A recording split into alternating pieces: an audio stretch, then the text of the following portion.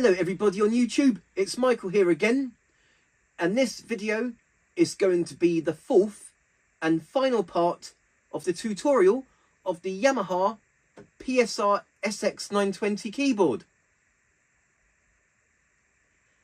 Thank you very much for watching and hope you enjoy. Okay, so the first thing that I'm going to show you on the fourth and final part of the Yamaha PSR-SX920 keyboard, and that is MIDI song recording. So I will show that to you. So MIDI song recording, we just simply go to menu, go to menu 2, and we are going to select song recording. And now we have two options. Hopefully you can see on the screen. We have two options. We have here quick recording and multi-recording. So first of all, with this example, I'm going to show you quick recording.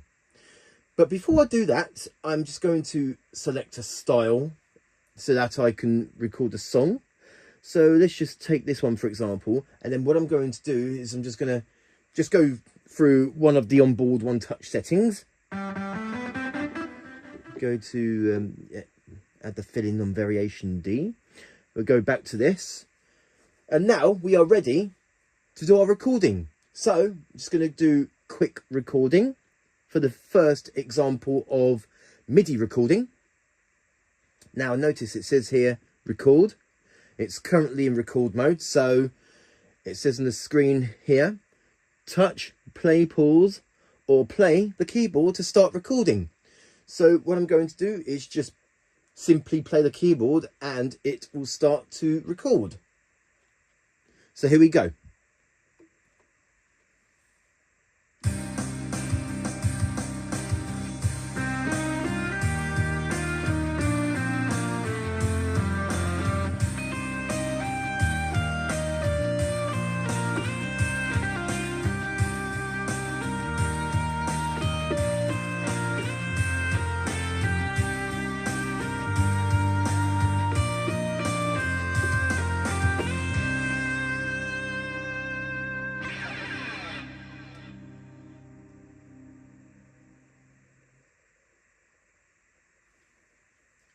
And we simply just press stop once we finish our recording. And now we can play back that song.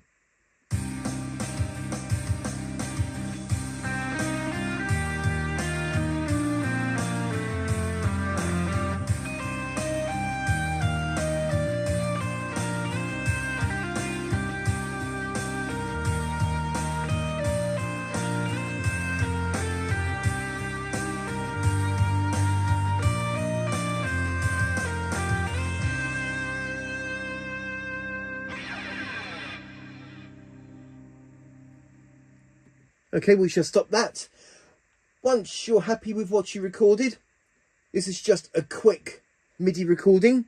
We also have the metronome here. If you was to play something like some drums, for example, if you want to keep in time.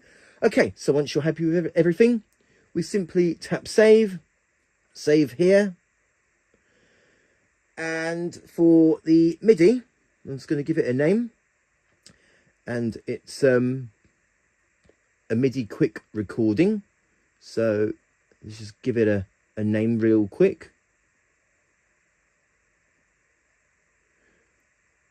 So for this example, for the MIDI quick recording, I'll just give it a simple name. I've just called it quick MIDI example because it's just a quick recording. And then once you're happy with that, tap OK. And there we go. And that is our MIDI quick recording saved.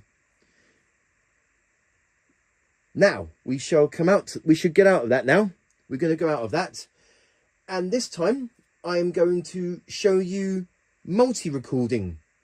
So we just tap multi-recording. And here we go.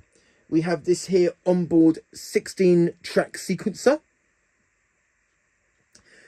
And now, we're not going to do a style for this. we will do in the next example of multi-recording.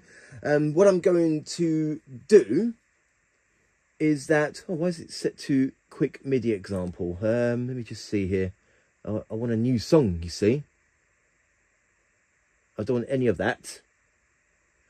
One moment. Multi-recording, quick mid, but we don't want that, do we? So, yeah, we don't want that. So, oh, there we go. There's this icon here. Yeah, sorry, it completely slipped my mind, but there's this icon here that says new. We just tap it, and there we go. All the instruments change. They're all piano now, because we are going to start creating a new song. So, for this example, the first example of the MIDI multi-recording, I am not going to use a style. I am going to just build up the track sequencer, although you can have a maximum of 16, but I'll do something like, I'll record 5 different tracks for this example, although you can go up to 16 tracks because of the keyboard's onboard 16-track sequencer. Okay, so we select the track that we want to record. So, for example, we just select this one. It's now currently in record mode, and we are going to set our tempo. And we also have here a metronome, so we can keep in time. But we can also quantize our tracks as well, which I will show you after the first recording. So here's this icon here. It says right 1. We select it. We can choose from right 1, left, right 2, right 3, multipad 1 to 4, and so on. But what I'm going to do in this example, just to make it simple, just select a voice for right 1. But you can do, as I showed you, right 1, left, right 2, 3, and so on. Oh, just cancel that. There we go. So now what I'm going to do is I'm going to select a sound for the first. Let's see here. Maybe this pop drum kit. Yeah, we'll just take that take that sound, for instance. Okay.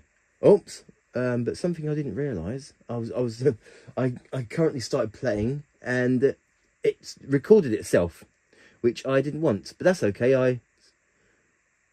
Okay. So now the record is set to record mode. So you can either press play pause or just start playing the keyboard to start recording. Okay. Now the keyboard waits for us to play.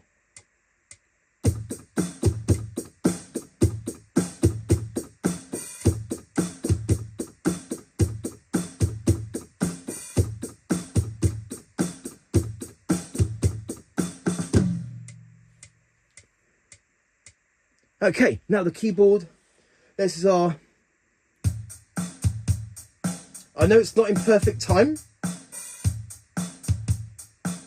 Yep, not perfect timing.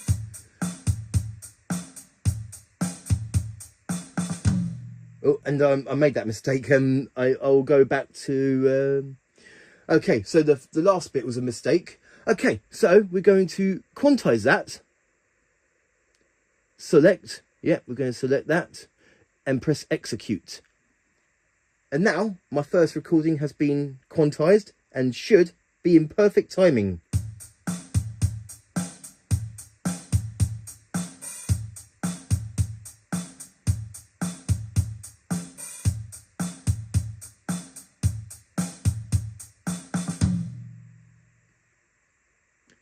Yep, that's perfect timing. And that's our first track recorded. And now I know I made a mistake at the end, so what I'm going to do is I'm going to go to step edit and I'm going to correct that mistake. So these are all the notes that we played.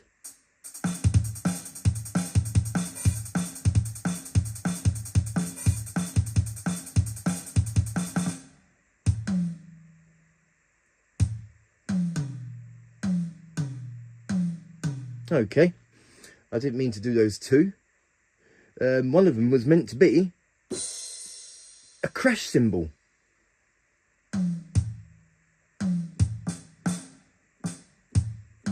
And that note shouldn't be there, so I'm going to delete. There we go. So now we go back out of step edit. We should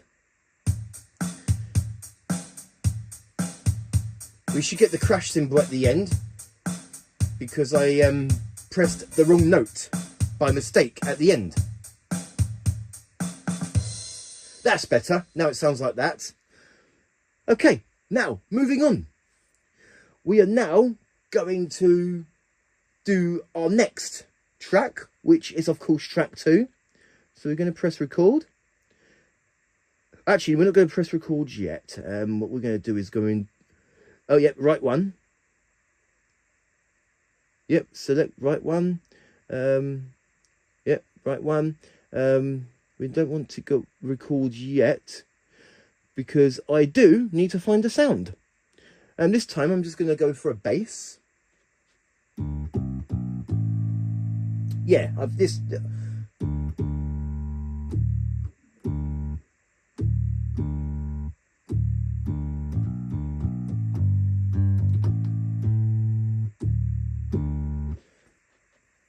Okay. We have selected our sound. So we're going to hold down record. Oh, sorry, don't need to hold record, so my mistake on that. Okay, now the keyboard waits for us to play. So here we go.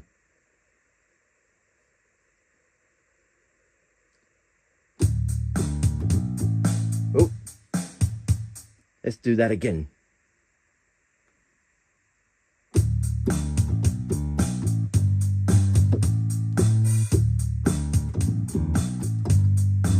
Oh,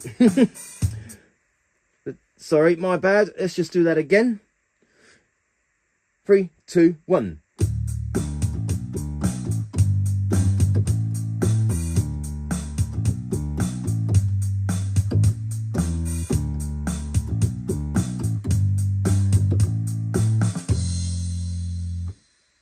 Okay, that's not what I wanted, but let's just do that again. Let's see here.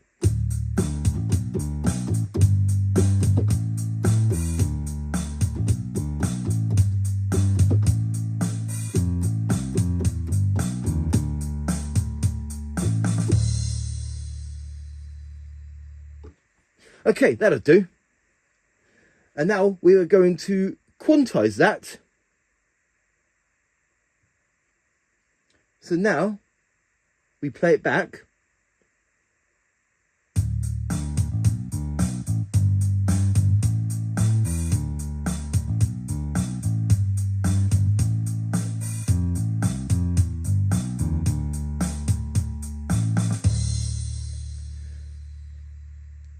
I know that there's been a few wrong notes there. Let's just go back to step edit.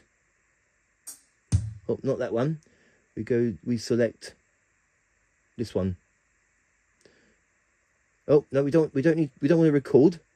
Let's hope that doesn't change anything. No, what I want to do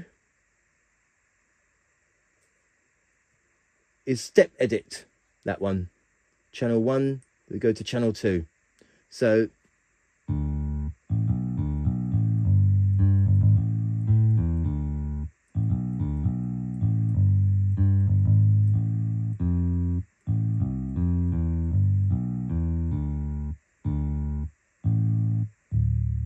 that's weird. Didn't hear any wrong notes on the step edit. You know what? We're just going to leave as is. And now we are going to record track number 3. So we are going to select a sound. Let's say like a steel guitar.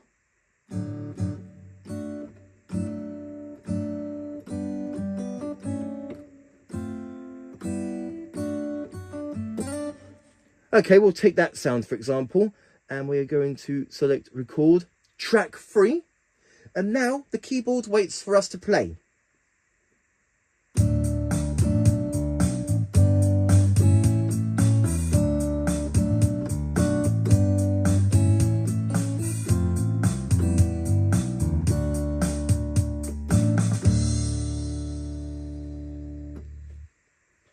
Okay, so that's our third track recorded. We are going to go ahead and quantize that so that's in perfect time with the others. So now, so far, our track sounds like this.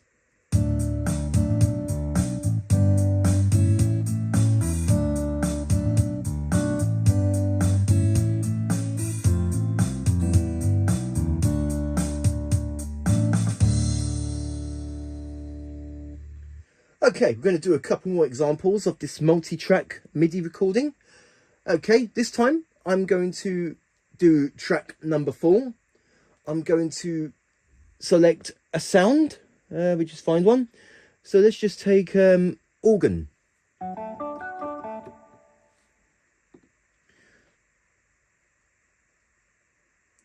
Oh, no, let's get out of quantize. There we go. Okay. Now the keyboard waits for us to play.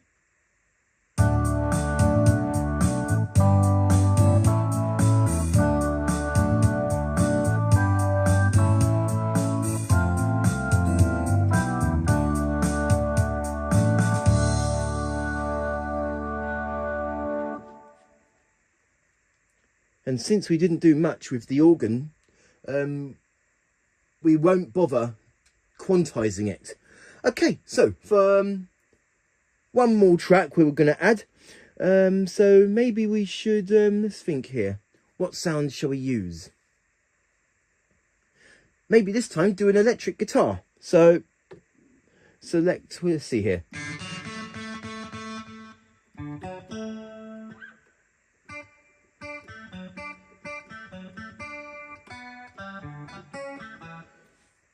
Yep, that'll do nicely. Okay, so we're going to do the 5th and final track. Even though you can do a maximum of 16, I'm just doing 5 tracks for this example. And now the keyboard waits for us to play.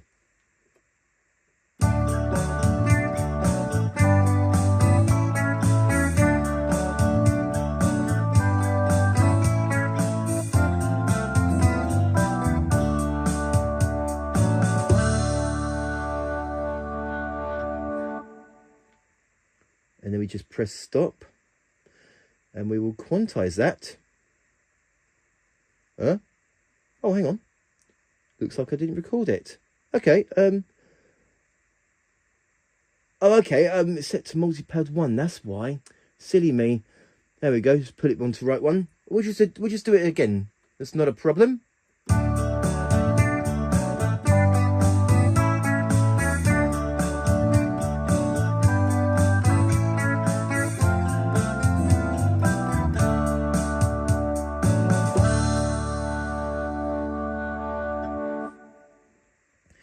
Okay, so that should have done the job now. So that's, oh, and we better quantize that as well. Yeah, execute, then we get out of quantize.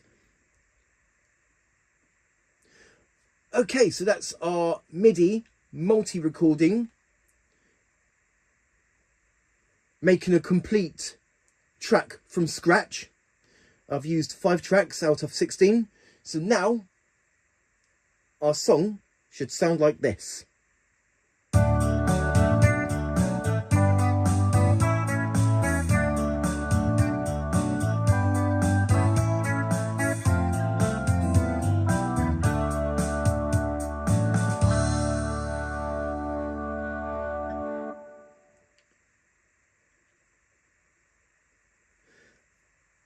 Okay, so once you're happy with everything, we just go to save. And go to save here. I'm going to give it a name. This time we're going to call it multi-MIDI example.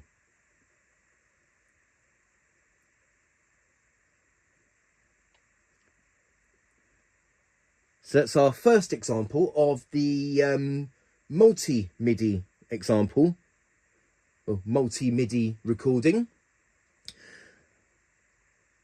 Okay, so for the last example of MIDI recording, I'm going to tap new again.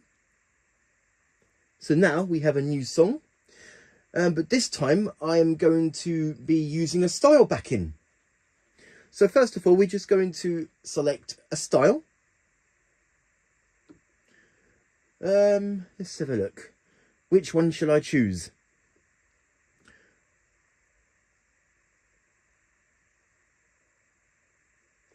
Bear with me whilst I think of a style. Oh, not that one.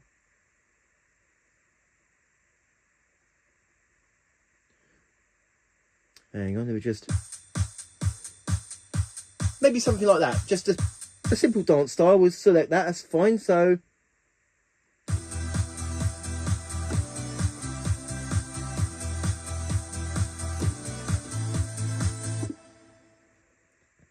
And we're going to use one of the style's one-touch settings.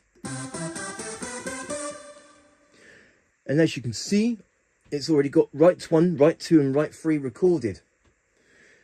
And now, if you want to record everything, like the styles, all the sounds, multi-pads, and so on,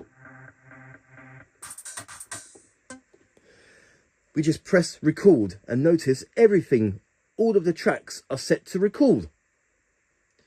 So we got right 1 for the first track, left on track 2, right 2 and right 3, track 3 and 4, multipad 1, 2, 3, 4.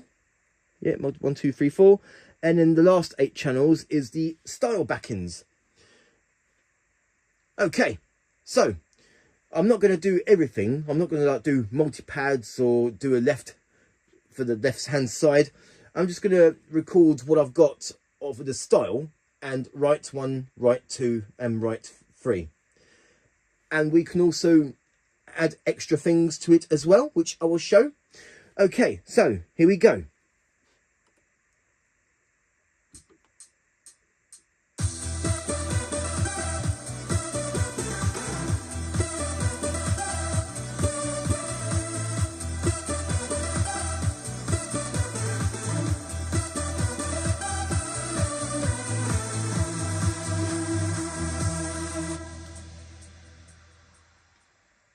So just something quick and simple, and then we just press stop.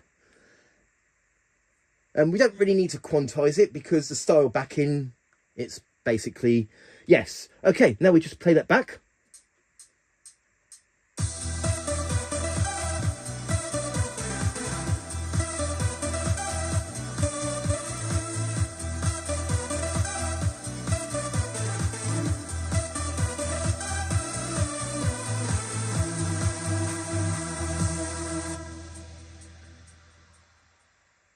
Okay, so hopefully you can see on the screen, but notice the icons with the pianos. There's a piano there. And those are the tracks that were not recorded. So I've recorded all but 5. But that's okay, because we can start sort of like adding bits onto it. So I'm going to do a couple of examples of that. So I've done the main bit, and now I can add some extra backings. So let's just take, let's just take off all those sounds so that all that's left is right 1. Okay, and then we are going to select some sounds. So bear with me whilst I select a sound.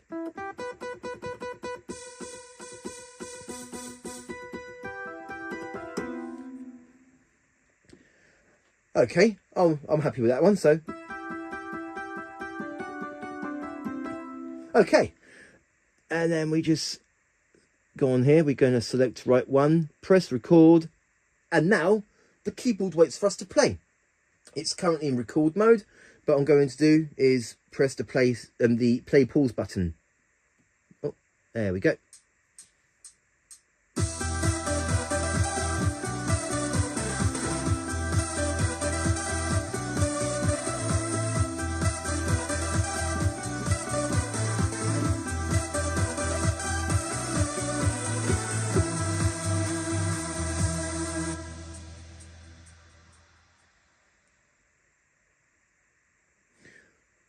Okay, so that's our extra bit recorded.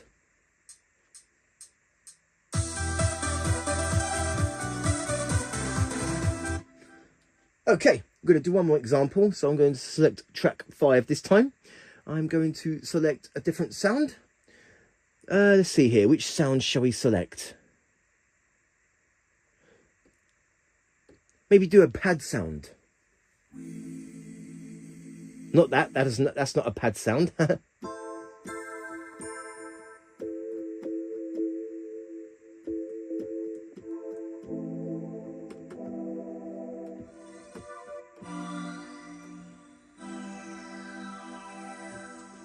Okay, that would do. I know it's not necessary, but it's just an example that you can add more and more tracks. Okay, it's currently set to multi-pad 1. We just select it as right 1 and we just press OK. It's now currently in record mode. So now the keyboard waits for us to play. But again, for this example, I'm going to select the play pause button.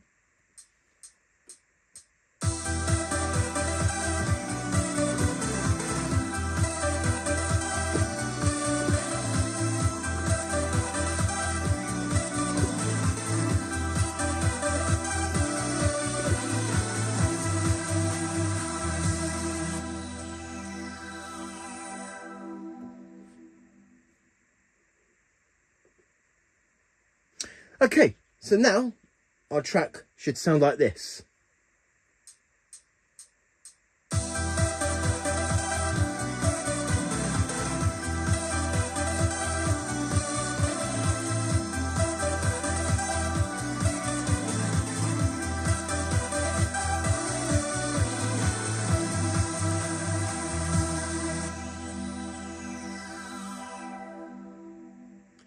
So including the styles and the sounds, as you can hopefully you can see, 13 out of 16 tracks recorded. Okay, so once you're happy with everything, this time we're going to go to save, save here. Let's see here, This time we're going to call this one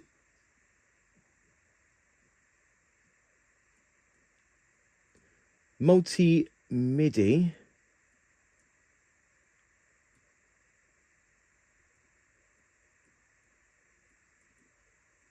MIDI, oops, I misspelled it.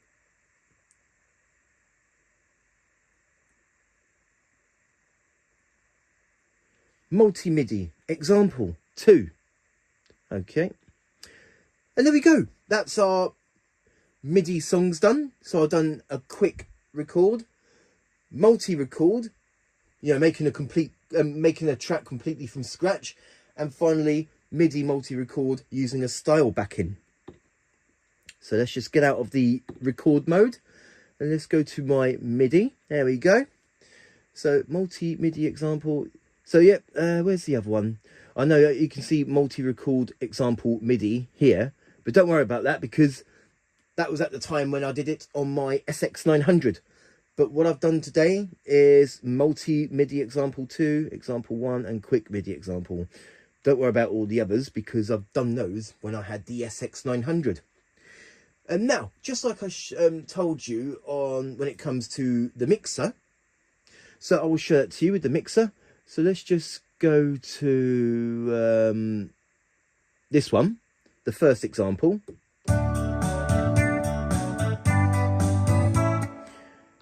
And now if we go to mixer / equalizer, and this time we're going to select song. Okay, it's something I didn't show on my previous video because I wasn't doing like song recordings or anything like that on my previous video. But I will show you now for this example. Okay, so with the mixer, for the song, we can alter the volume for each part.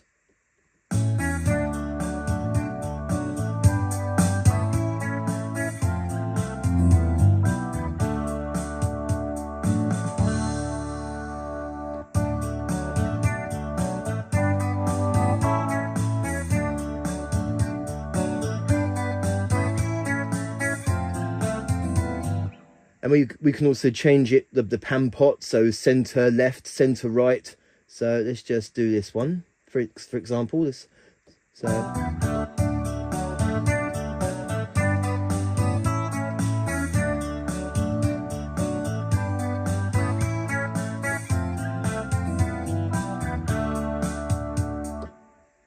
So notice when I put it left, the sound will come from the left speaker and right hand side of the right hand speaker. Let's see, song 8. We don't have to worry about that much. The song 9 to 16, don't have to worry so much about that. And then we have, okay, so with the songs, we can change the chorus as well. We have the chorus.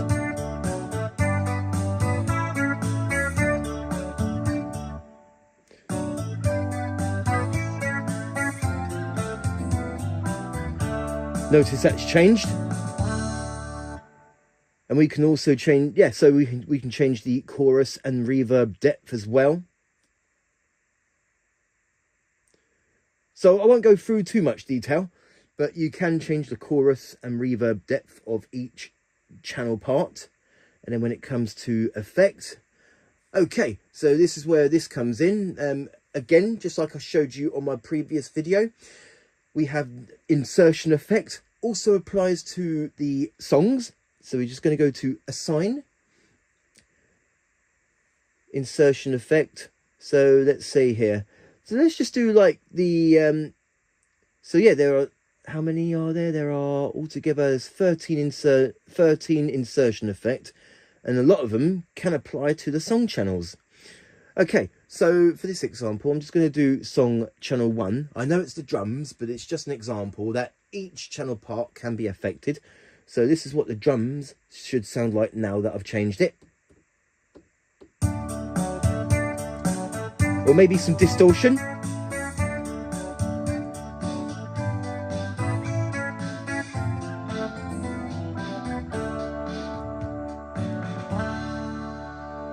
Although you can't really hear that much on that. So let's just change our channel part. So maybe try channel 3, which is the acoustic guitar.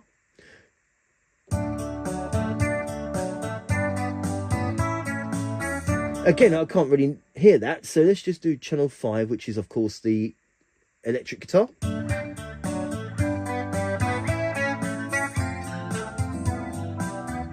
Okay. We've got a flanger effect. So we've got a flanger effect on that. Maybe we want to add something else to the same channel. So let's see here. Yeah, maybe distortion.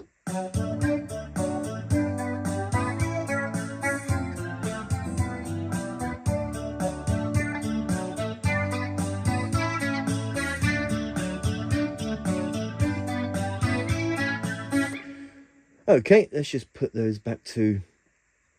But that's just the example of the multi-track record. And actually, you know what, I'm just going to leave it as is to avoid confusion. But that's the insertion effect. Just like I showed on my previous video, also applies to the songs as well. And then we have like filters like resonance and cutoff. I'm going to do the drums. So...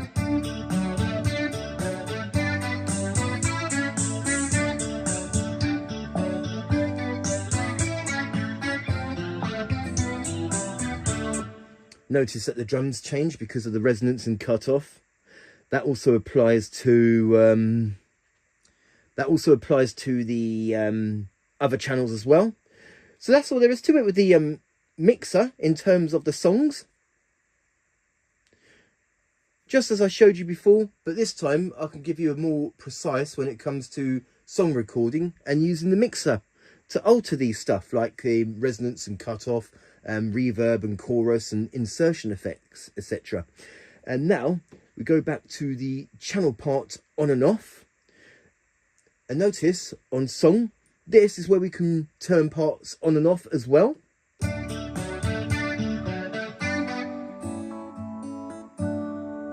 And this is also where we can revoice them as well.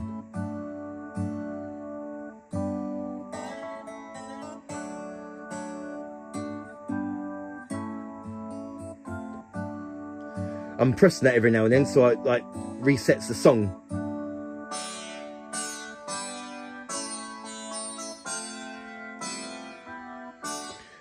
And also, just like the styles that I showed you on my first video, this is where you can have access to GM and XG and GM2. and GS. I'm not sure what that is, but I think it's to do with song playback.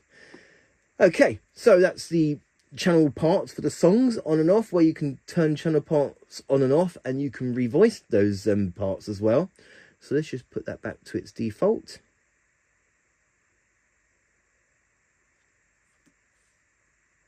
So there you go, and that is MIDI song recording.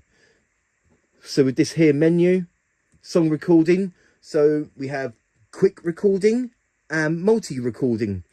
Quick recording is when you want to just do a simple one-line recording with no added bits, not extra parts or anything like that. It's just a simple recording, play what you want and then save it. Multi-record is where you have the onboard 16-track sequencer, so that you can make a complete track from scratch, or you can use the style backends and add extra parts as well, as I have showed you on here. And that is MIDI song recording.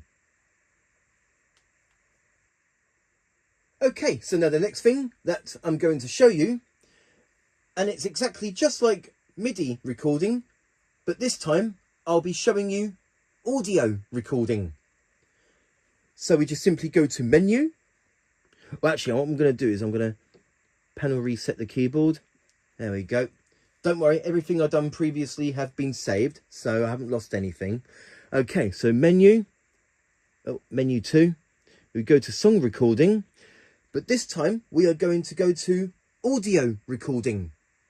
Now notice that on the audio, we only have one option. We only have quick recording.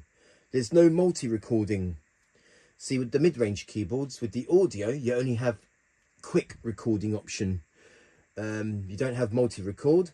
You do have multi-record with audio on the Genos keyboards, just not on the SX920. Also on the SX900 as well, you didn't have audio, multi-recording. Okay, so this is going to be a quick and simple process. We just go to audio. We just tap quick recording because that's the only option we have for audio. Okay, so touch play pause to start recording. Oh yes, because audio is not like MIDI. Like, it doesn't record as soon as you play the keyboard. You have to press play pause to start recording, because it's not a MIDI recording. Okay, so we are going to select a style. It doesn't matter which one, just anyone will do. So let's see here. Maybe do something like, just bear with me whilst I select a style. Right, let's take 90s guitar pop, for example. And I'm going to use one of the styles on board One Touch settings.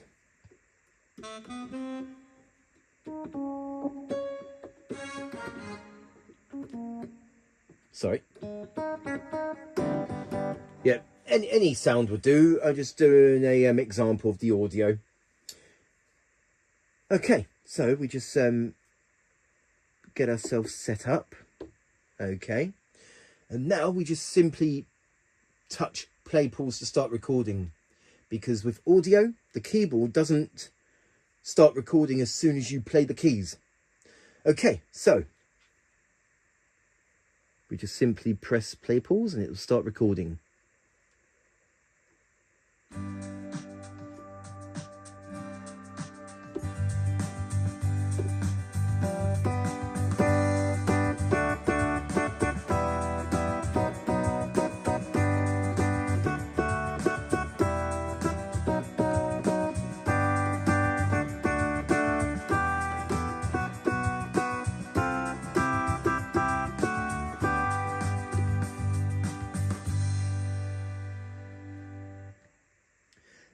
And then we press stop to stop recording.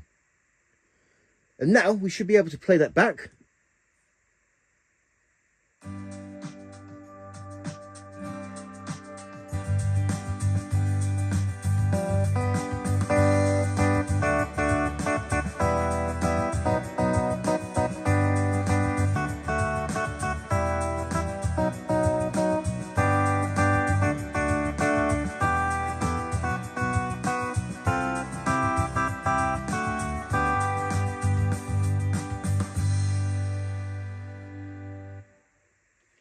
and then we just press stop.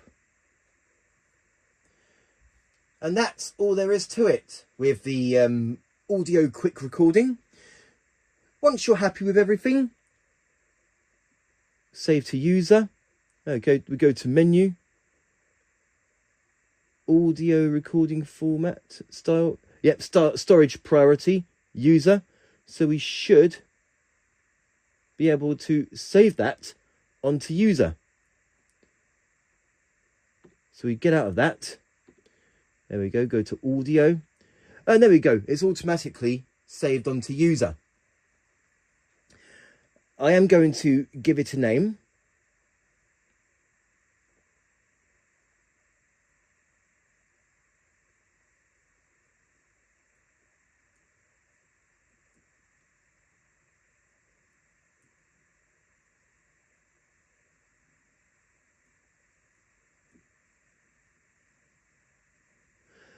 Okay, so it's just a simple record. I am going to do another example of audio recording. So this time I'm not going to select a style. Go to song recording, quick recording, and there you go. Audio full. So it automatically creates a new audio file when I press it. Okay, so we're just going to select a sound. It don't really matter which one. So let's just say drums. And now we have metronome.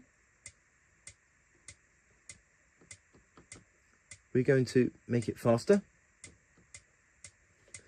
Now, we can't quantize audio recordings because it's not powered by MIDI. It's just audio. But the metronome will help us. So we just press play pause to start recording. So, okay. Now, hopefully the metronome won't sound when I press play pause. Hopefully that'll be silent. Oh, sorry. There we go. Now the keyboard wait. No, it doesn't wait for us. We're recording right now. Sorry. Let's do that again. Silly me. Okay. 1, 2, 3, 4.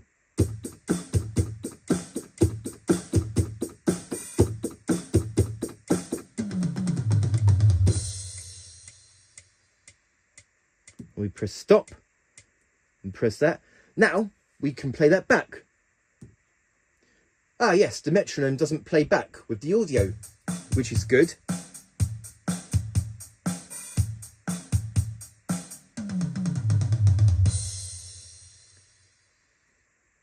And then we just go get out of there. It's already saved, thankfully. And then we go to rename.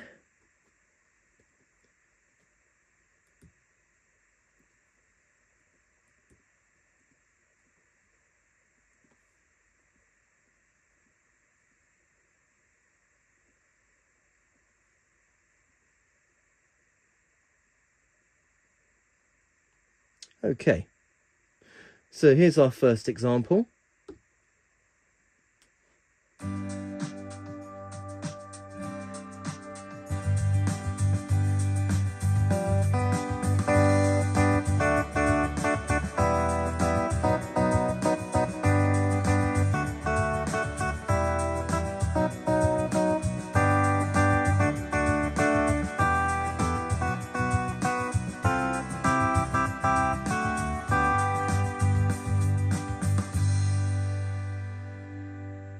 And here's our second audio example.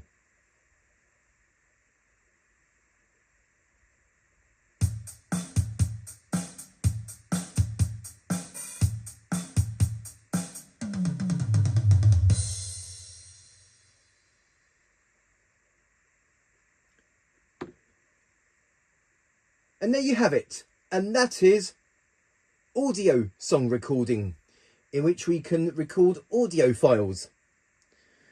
And bear in mind that the audio is, let's go back to it.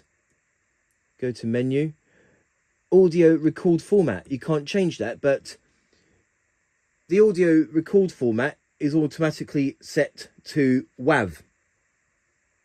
Oh, let's just get out of that. We don't want to record. There we go. But that is audio recording. But you only have quick recording as an option. Unfortunately, you don't get multi-recording like you do on Genos. But still, a really cool feature regardless. And it's been going on with many keyboards in the past.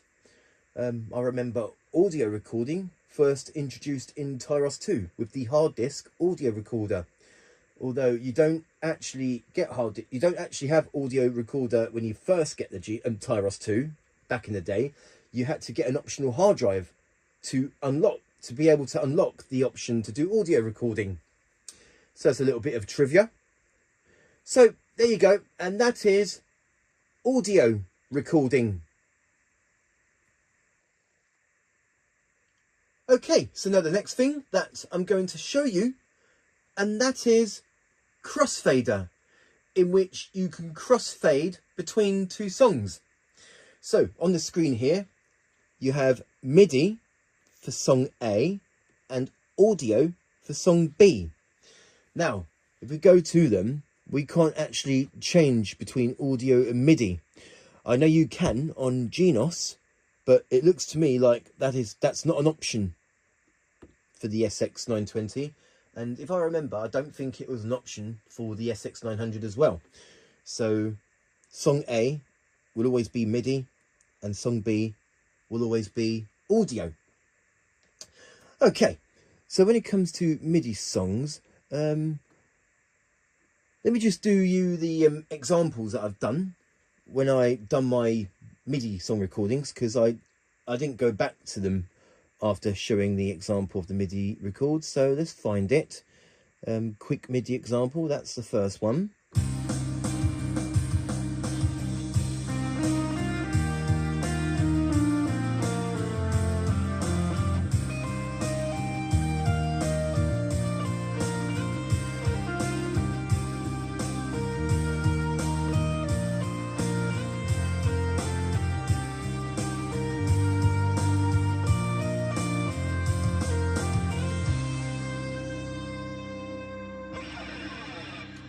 And then we have multi-MIDI, example number 1.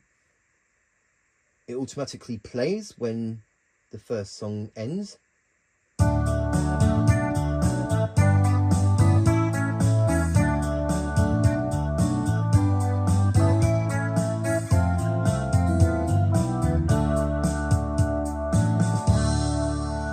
And finally, multi-MIDI example 2 with style backing.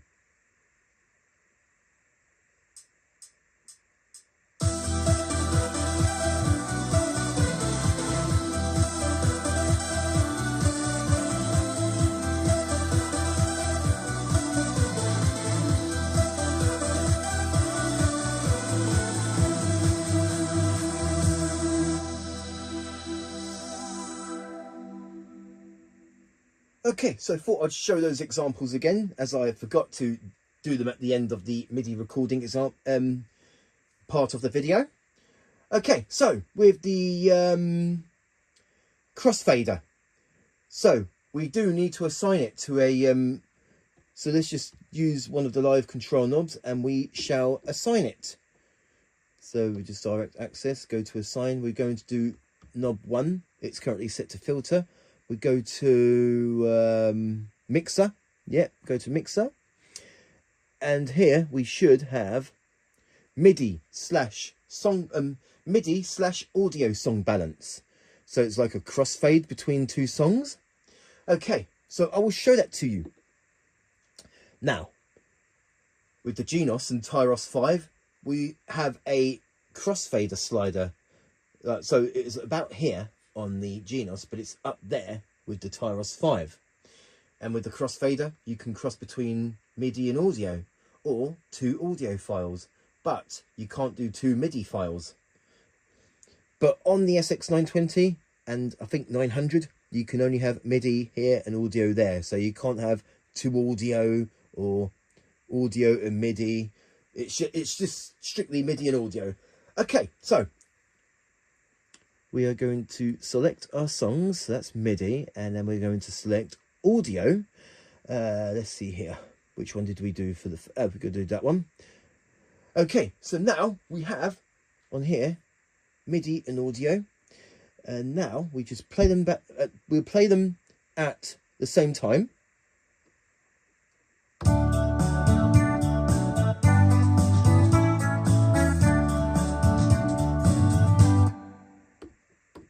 Okay, just going to reset them.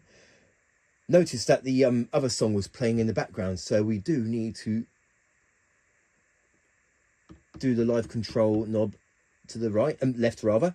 And now we press these two so that the songs play simultaneously. And now we use the live control to crossfade between two songs.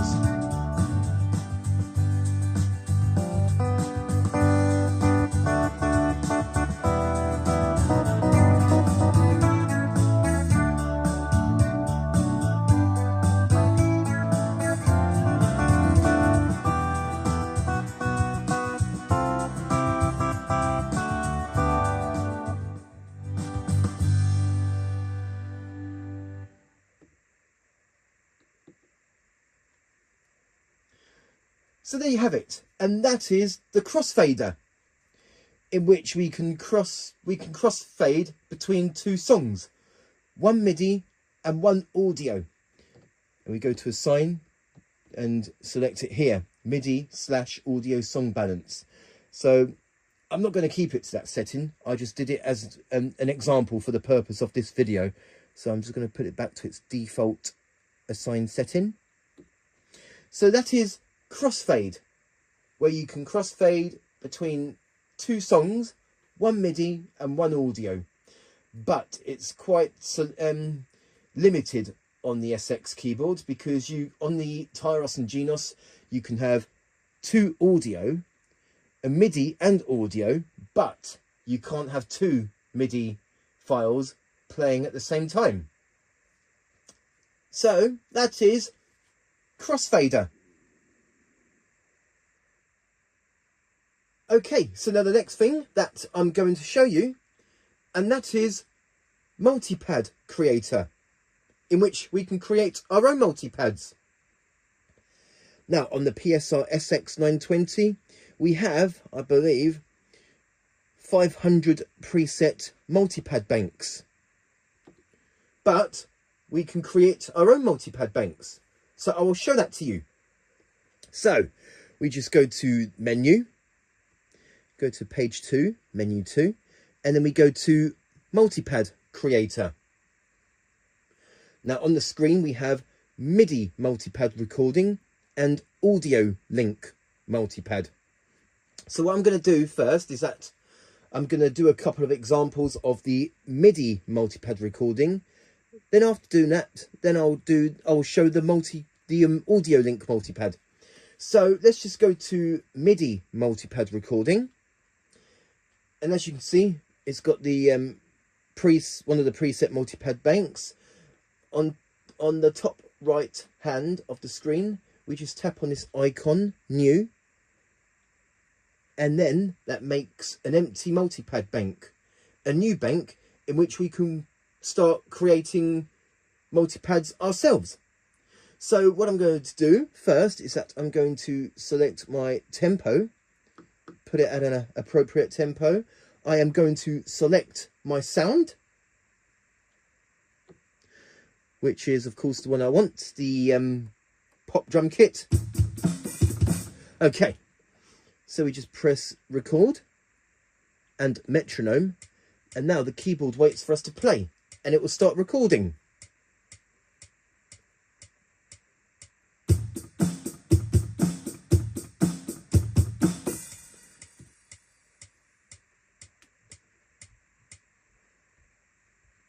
Okay, it's not recorded, unless we have to have the comp turned on for this example. So let's just do that again.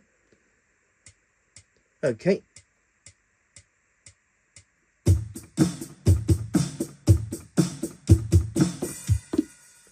Okay, now we should have that.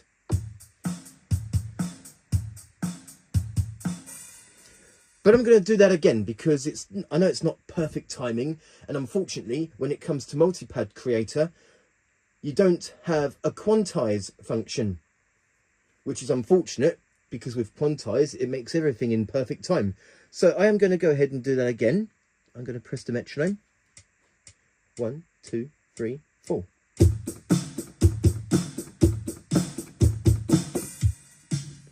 Okay, so now it should sound a little bit better.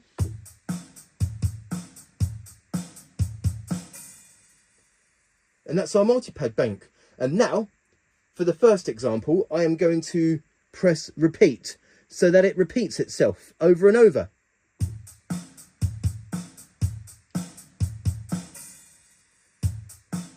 Okay, but I'm going to stop that for a moment and I'm going to go ahead and go to step edit to make it so that it's precisely 2 bars long.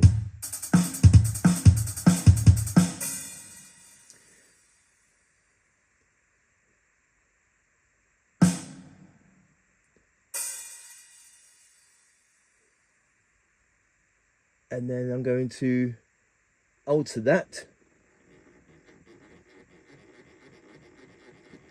and making sure that it ends at precisely, hopefully you can see it on the screen, that you can change with the step edit. I'm going to make it so that it stops precisely at the last bit of bar 2. So now it should be precisely 2 bars long.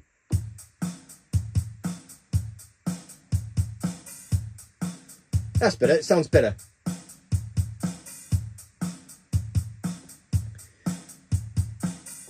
Now the good thing about step edit is that you can change notes, or if you was to make a mistake, you can correct notes, change notes, you can add other notes as well. So I will show that to you after showing like the examples of the multipads. Also applies to songs and styles as well. Okay, so we've got our first one recorded and it's on repeat. Now for the next one, we're just going to do a guitar sound. So we're just going to do a simple acoustic guitar.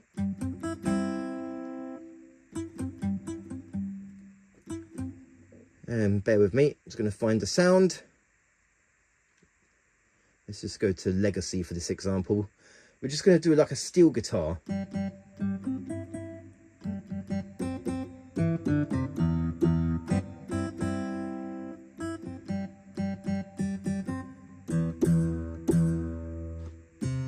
So maybe do something like this.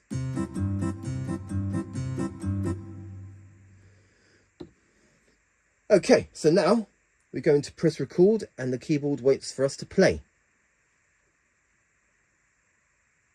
Oh, better turn on the metronome.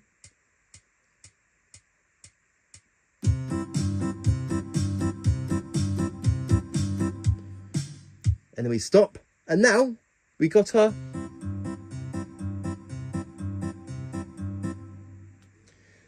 We want to have it on repeat, and also we want to have it on chord match, so it matches the chords when playing the accompaniment. I'm going to go to step edit and making sure that it ends at precisely at the last number of bar 2, so that it's in perfect timing when it comes to finishing a bar. Let's just do that. And there we go. So now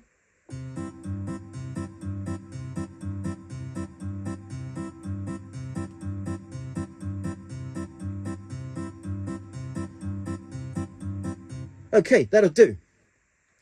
But let me just turn on a comp, because now it should match the chord.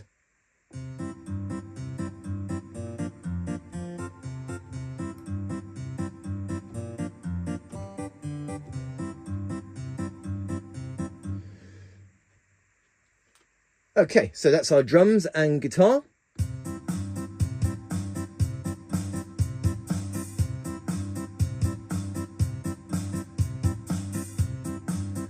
We'll stop that. We're going to go and record another one. Let me just think of another sound.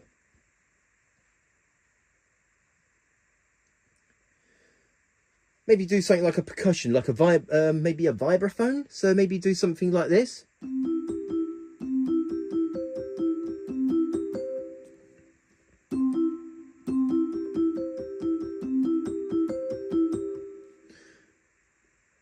Okay, just something nice and simple. And now we just press record. The keyboard waits for us to play.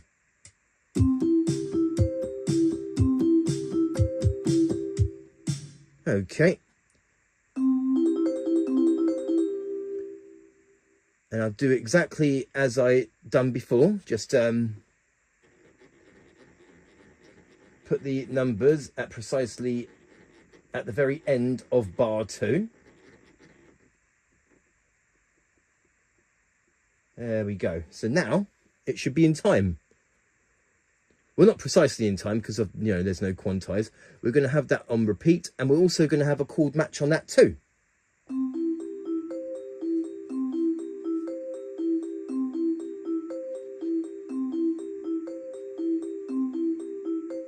Okay, one more example, the multipad. Let me just think of a sound.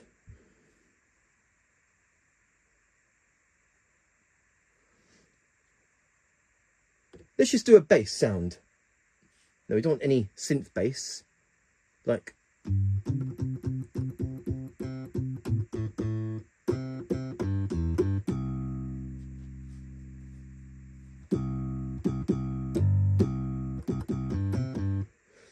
something just, you know, simple like that. Okay, so we're going to do the last one.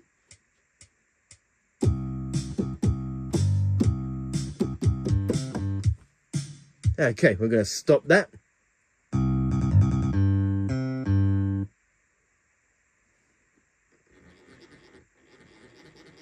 And do exactly as before. Put it at the very end of bar 2.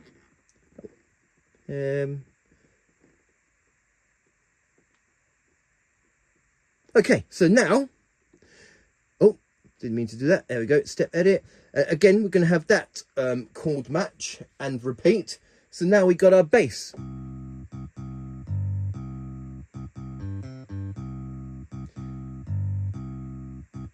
And now we've got all of our multipads recorded. And now it should all sound like this.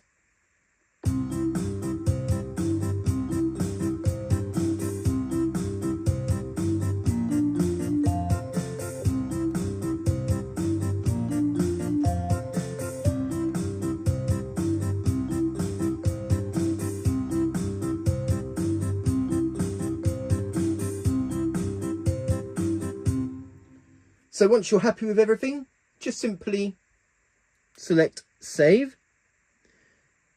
Save here, and we give it a name.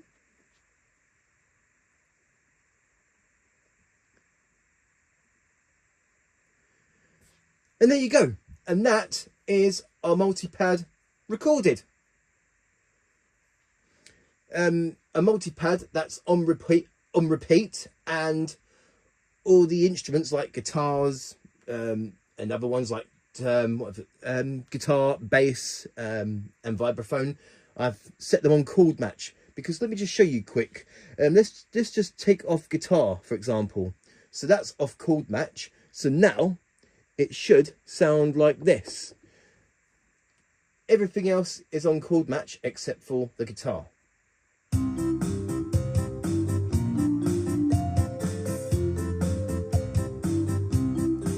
Notice that the guitar sound was a fixed note. Close without... We've already saved it anyway, so there we go. And that's our...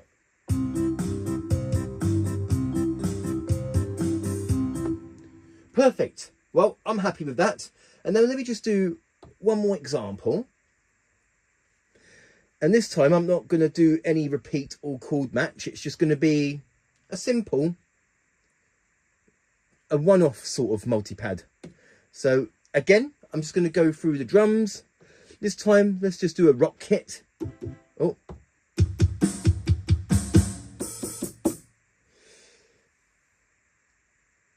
Okay, so I'm just going to do a 2 bars long. I'm just going to press record and metronome. So here we go.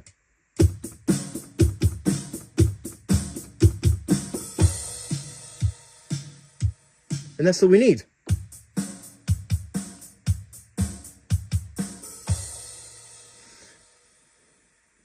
And let's do a bass.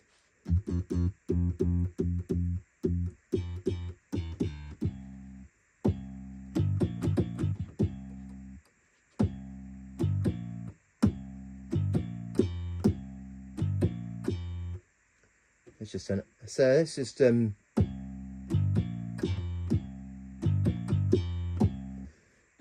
okay, I'm happy with that. And now the keyboard waits for us to play.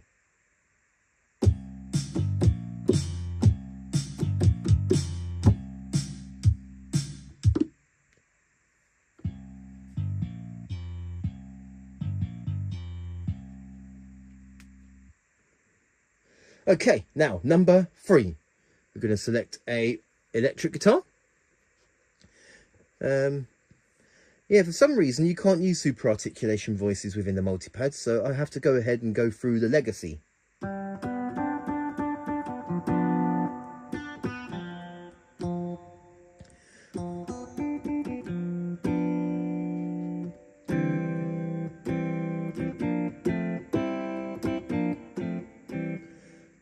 That'll do. It doesn't really matter because it's just an example. Okay, so we just press record. The keyboard waits for us to play.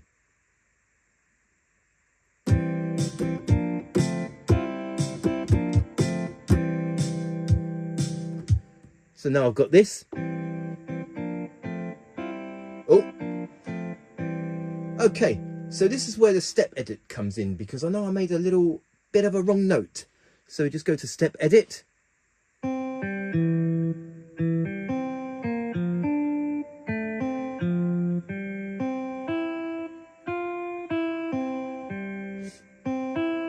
See, that F note, I've made a mistake. So what I'm going to do is I'm going to go ahead and delete that note. So now it should sound like this.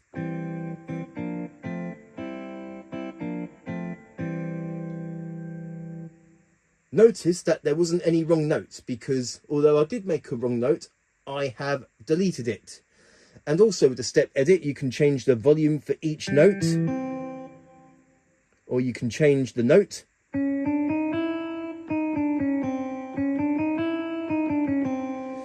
You can change the volume.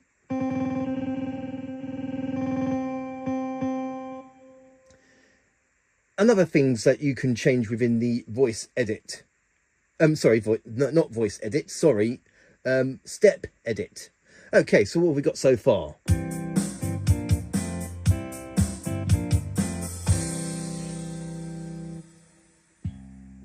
Okay, let me just do step edit on the bass, because I feel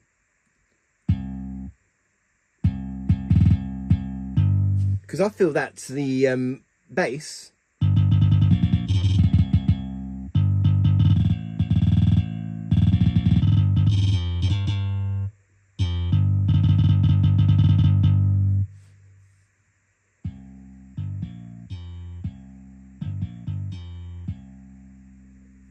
Oh, what's that G note?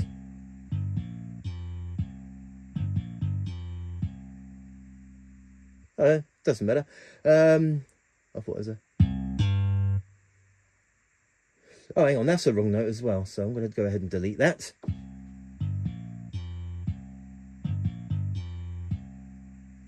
So that's a little bit of the step edit, as well as the showing us styles. Let's see here.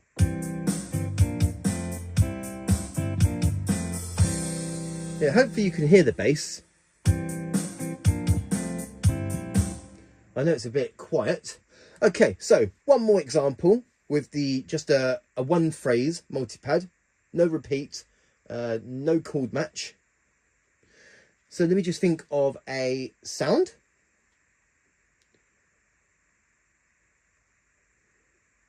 Well, maybe do like an organ sound.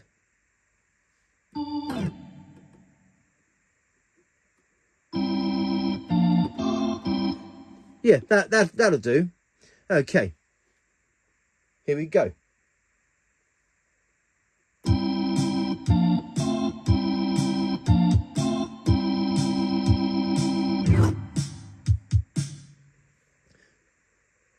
Oh, do you know what I went and done? I accidentally, that should have been pad 4. Okay, never mind. That was my fault. So I'll have to do that pad 2 again with the bass.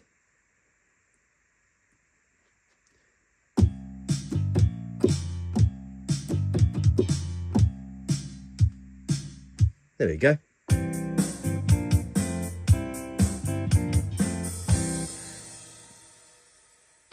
There we go. Organ should have been number 4. Okay, let's do that again, shall we?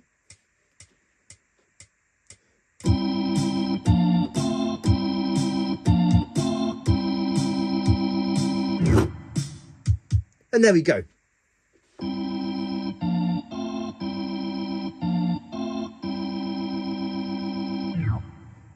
Now let's play them all together.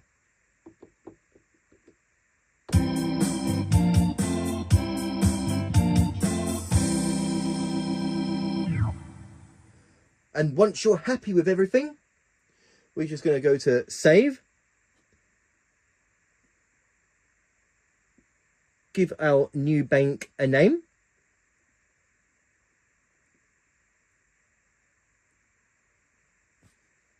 Okay. And there we go. And that is our multipad saved. So here we go. Here's example, which is all multipads recorded here. They're on chord match and repeat.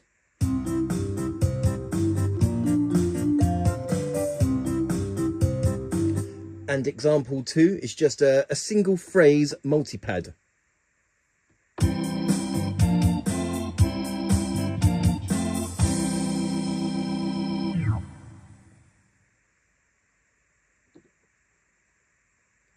So there you go. And that is Multipad Creator, in which we can create our own multipad banks. Okay, so now the next thing that I'm going to show you, and that is Multipad Audio Link. So I will do exactly what I did before. Go to the menu 2, Multipad Creator, but this time go to Audio Link Multipad. And it says audio data cannot be linked to a MIDI multipad.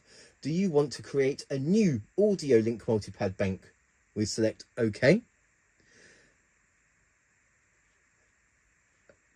But before I do that, there is some like audio that is on my USB stick that I would like to copy onto the user section. So I'll find that. I do have a few examples that I'm going to show you. It's exactly what I showed you on the Genos 2. So I'm just going to copy these. There I've got, there's a couple that I've downloaded from the internet. Royalty-free audio files. There we go. We have Atari Arpeggio, Sisters Voices. And this is something I've done myself. That I recorded myself. I've used my Korg M1. We've got the M1 organ and M1 piano. I'm going to copy them. I'm going to copy them over to user. There we go. And now I'm going to go back to the Audio Link multipad. And you don't need to do any playing.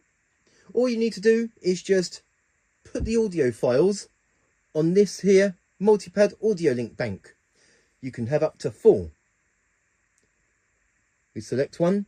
We're going to go for, let's see, Atari Arpeggio. So that's on there.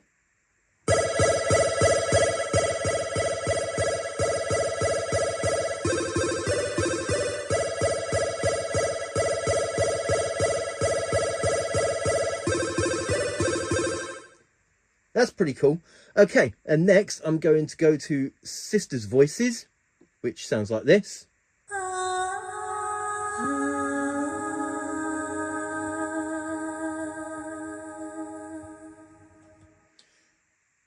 And now this one, number 3, we're going to go for M1 piano. This is something I've done myself, recording on my Korg M1, so that I can use this for this example. For those of you that are familiar, these are exactly the same audio files I demonstrated you when I was doing the audio link multipad on Genos 2. So here's the M1 piano.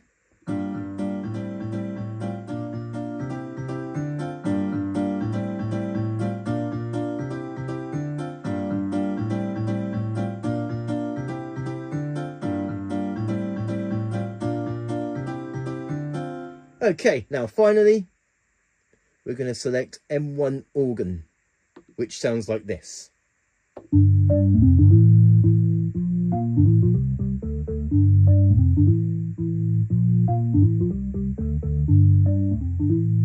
And we have audio level, which is basically a volume.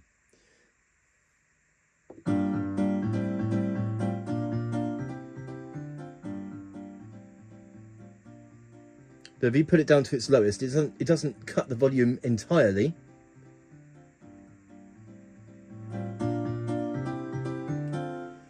So that's all there is to it with the multipad audio link. Once you're happy with your audio files, we are going to select save, go to save here, give your audio link multipad a name, which is what I'm currently doing now.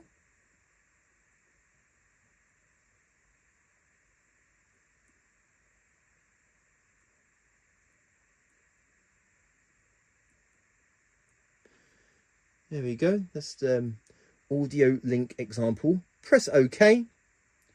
And now we have our audio link multipad with the audio files that we have selected. But here's something that, let me just press these, because I've noticed that you can only play one audio multipad at once. You can only play one multipad. Sorry, you can only play one audio multipad with these 4 buttons on the Genos 2. But as far as I know, because when I demonstrated it on Genos 2, it seems to me like I could only play one audio multipad and that's it. But on the SX920, you can have them. You can play multiple ones.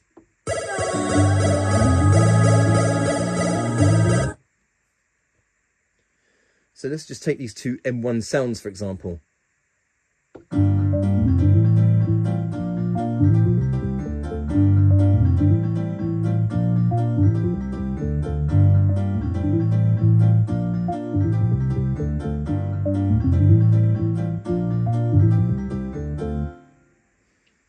So that's amazing that on the SX keyboard you seem to be able to play multiple audio files with the multipad, whereas on Genos 2 you can only play one.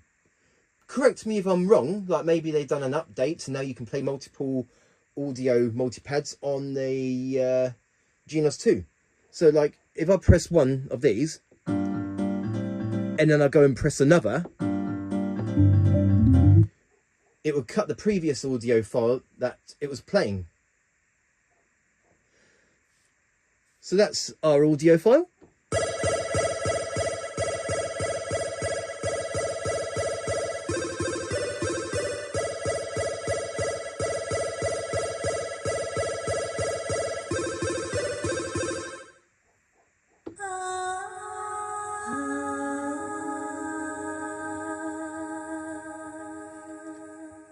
And we'll do these 2 at the same time.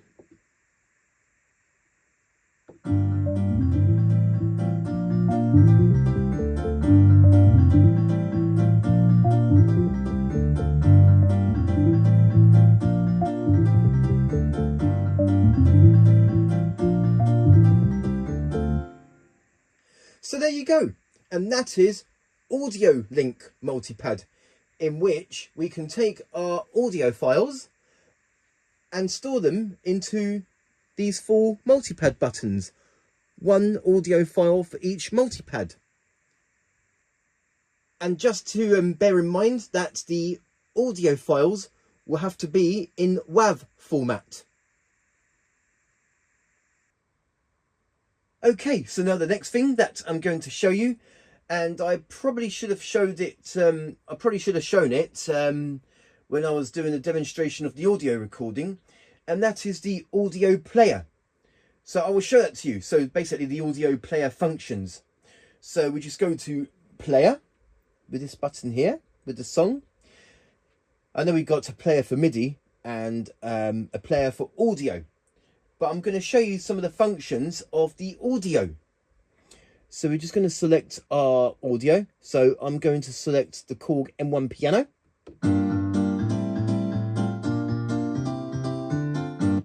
For this example. Okay, so we got the V cancel, time stretch, pitch shift, and A/B repeat, which I will show you. Okay, so we got the V cancel, so I'll show that to you. So, oh, it's basically vocal cancel, but basically what it is that if you have any songs, it cancels out the vocals, but I don't have any songs on here with vocals. So let me just show you that quick. It kind of sounds different when I press it.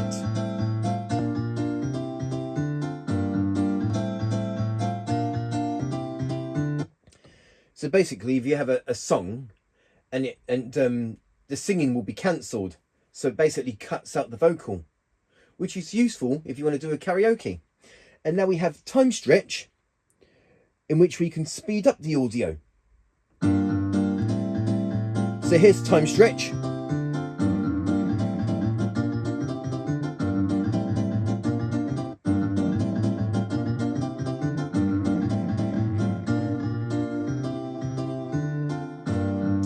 So the minimum is 70% and the maximum is 160%. Let's just put that back to normal now. Oh, put it back to 100%. So that's the time stretch in which you can speed up or slow down the audio. And now we have pitch shift, which is basically like a transpose. So I'll show that to you. So I'll press play and you can change the transpose of the audio.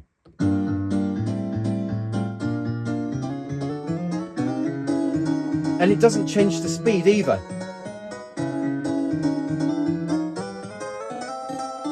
Goes up to 12 to -12. And the good thing about the pitch shift is that it doesn't alter the speed of the tempo of the audio. And that's where the time stretch comes in.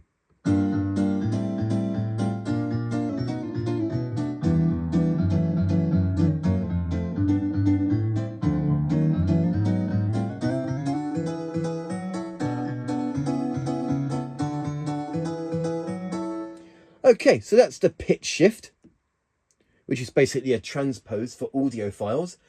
It applies to all audio files.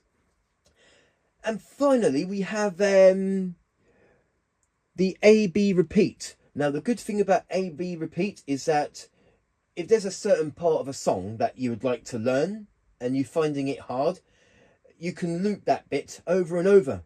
So, as the song plays, the moment I press the A/B repeat, the loop will start at that part of the song. So I press it now, and we press B.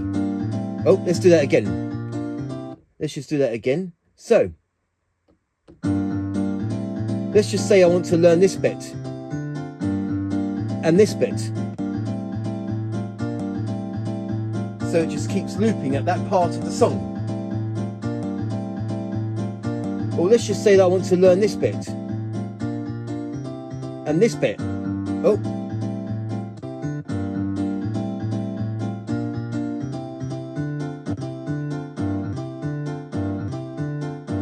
So it just keeps looping, which is pretty useful if there's like a song that you want to learn and there's a certain bit that you really want to learn. So the loop function is really useful. The A/B repeat. Okay, and now finally with the audio, this here button here is the loop. So I've selected it, so the song that I'm playing will just keep looping itself over and over.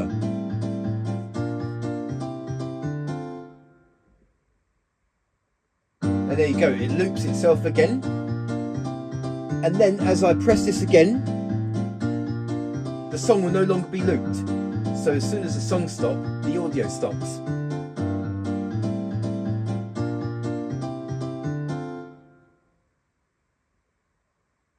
So there you go. And that is the audio player function, in which we have vocal cancel if we have any audio files with vocals on them, time stretch to speed up the audio, pitch shift to transpose the audio, and the A-B repeat so that we can loop a certain part of our audio, and finally the loop icon, in which we can keep looping the same song over again. So that is audio player functions. Okay, so now the next thing that I'm going to show you, and that is style creator, in which we can create our own styles. Now within the style categories of the PSR-SX920, we have altogether 575 preset styles, but we can go beyond the preset and create our own. So I will show that to you. So we just go to menu and menu 2, and we're going to go to style creator. And there's our style, but what we're going to do is that we're going to initialize style. Notice that these LEDs will turn off because we're going to initialize that style, and there we go. And the only button that's turned on, that's lighting up, is variation A. So this is where we can make our own style from scratch. So I will show that to you. So we can choose our selections. So for this example, I am going to just select main A. For this example of the style creator, I am going to do main A and fill in A, because everything I do will also work for main A, B, C and D, fill in A, B, C and D, break, intro 1, 2 and 3, and ending 1, 2 and 3. And the pattern length, it's currently set to 1 bar, but surprisingly, let's go to the bar. There we go.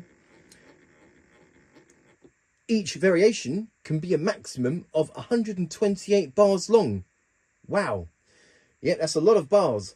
So basically, if you was to make a style based on a particular song, you could actually make an entire song style using just one variation, because the pattern length can be a maximum of 128 bars long. So that's pretty cool.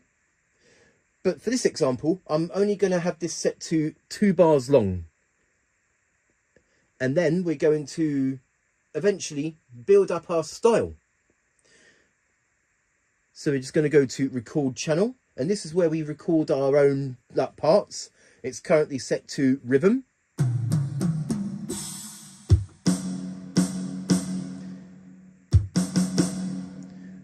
But I'm going to change that sound. Let's see here. I'm going to change it to rock drum kit.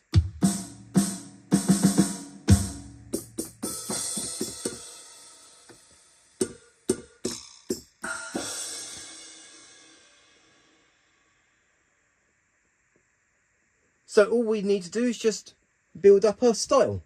And since we don't have anything recorded yet, not even the drums, but that's the first thing I'm going to do. I am going to press the metronome.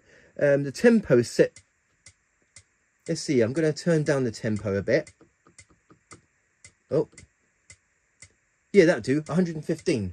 So let me just practice what I'm going to do.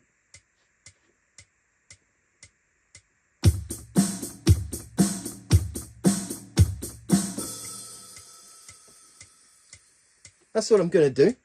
Okay. Let's just put it. It's currently it's not recording yet. So we just press sync start, and then the keyboard waits for us to play. We can add parts afterwards, which I will show to you.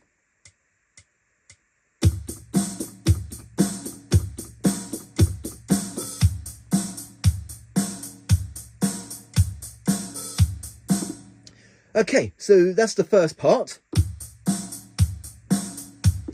And then we go to channel edit, and we are going to quantize that. And I believe that note is 16, but we can change it into all sorts of like different notes. But we're going to quantize it into 16 because that's the most common quantize setting. So we're going to go to execute. So now our rhythm should be in good timing.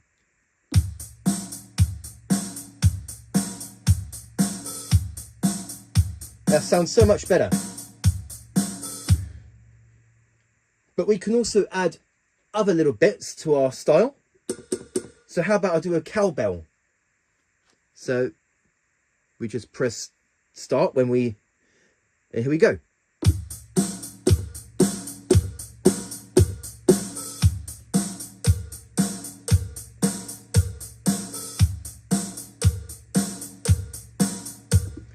And we'll quantize that again because we've got our cowbell.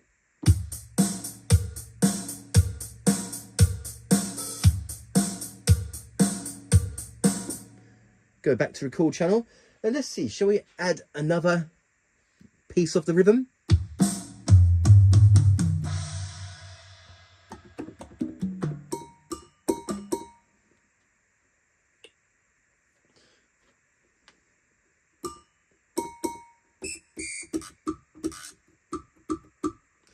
So maybe this.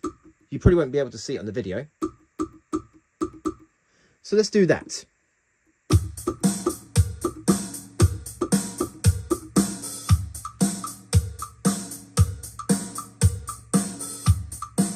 Quantize.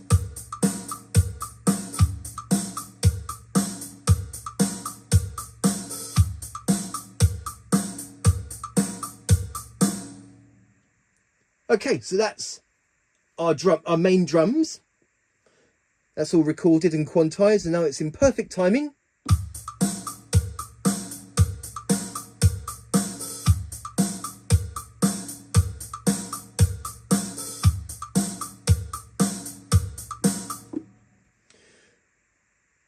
Let's see here, shall we'll add something to rhythm 1. We hold that down, and then we just, now the rhythm 1 is set to record. And we're just going to find let's find another drum kit. Let's see here. Rock drum kit. So, or maybe a different drum kit sound actually. How about a vintage open?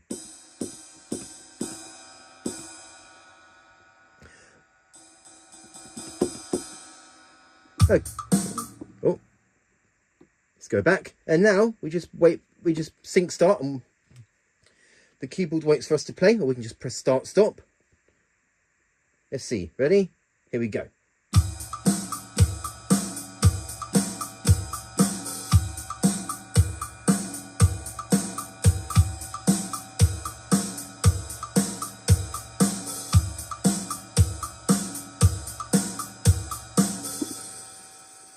So far, so good. And now for the bass. This is where we go to the style file format edit. But we'll more to that once I record the next bit, the bass. There we go. That's not the sound we want. We want a bass sound.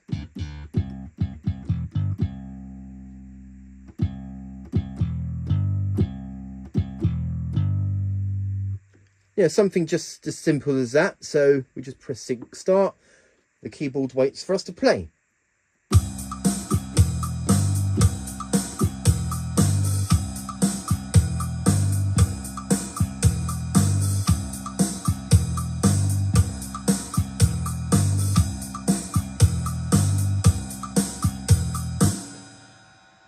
I know you can't hear the bass much, but we'll come to that. Okay. Oh, and also for the star file edit, the source root called.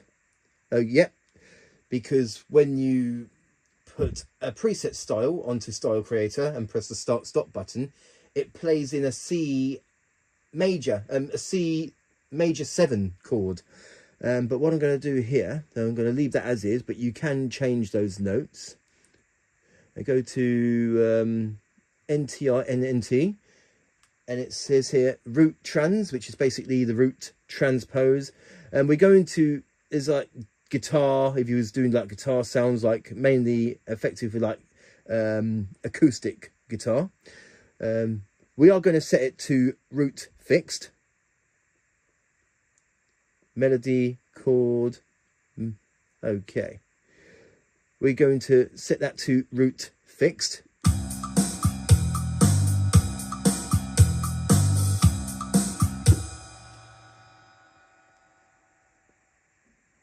Okay, now we're going to select another sound. I'm going to go to chord 1.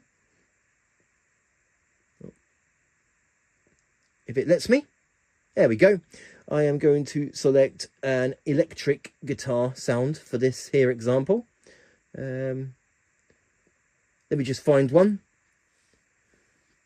That's the thing about when a keyboard has so many sounds and you need to just try and find that precise one.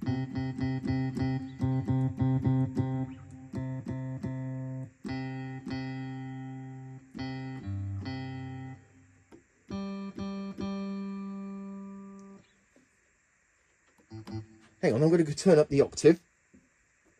There we go. Turn up the octave. That's better.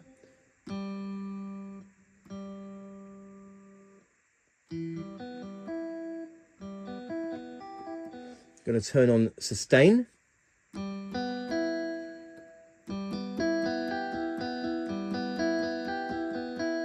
That's all I'm going to do. So we just press sync start and the keyboard waits for us to play.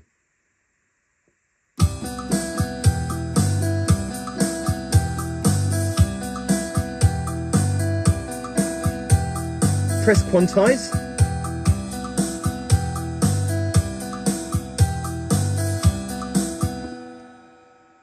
Make sure that's set to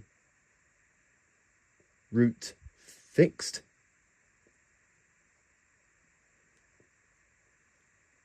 Okay, I'm going to do a couple more examples. I'm going to do a pad and then I'm going to do a phrase. So we have chord 1, but we can also add another chord. Pad and then phrase 1 and phrase 2. Okay, so the next example, I'm going to do a pad sound. So we just hold down record on that, press, we're going to go to a pad sound.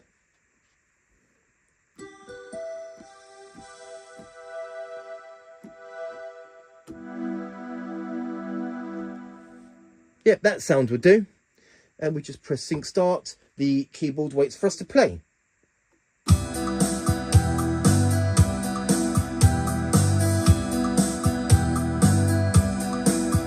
Quantize. So it's on quantize. Go to the style file format edit. Root. We're going to select root fixed. Okay, we're going to do one more example within this Style Creator, and then I'm going to add fill-in. I'm going to do a, fill-in, sorry.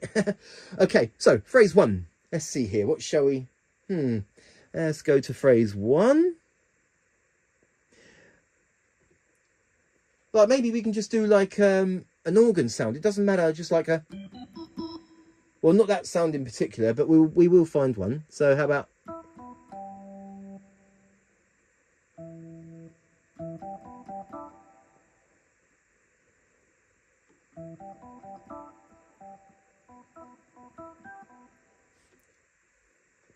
okay, we'll just do that. We'll just do that one, and we'll.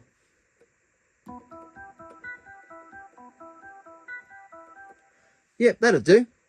And now the keyboard waits for us to play.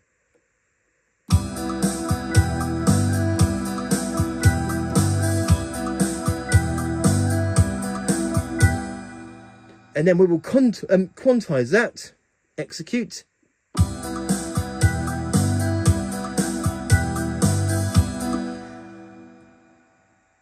And go to the, there we go, root fixed. There we go. So, that's it with variation A, 2 bars long, 6 channels recorded, and now our style sounds like this.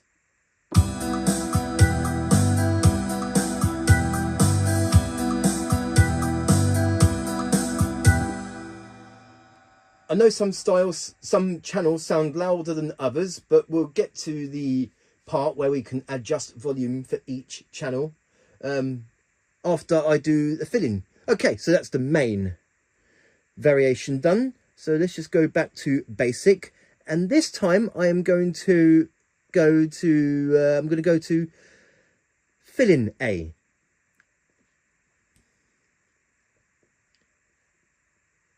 Then we're going to go to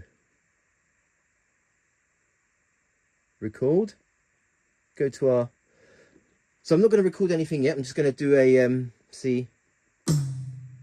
Oh, hang on, let me just turn up the octave. Okay, so something like this. Hang on, let's try and, yeah.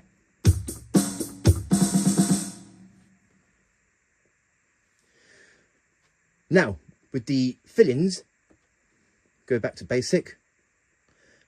Notice that the pattern length section is disabled because a filling can only be 1 bar long.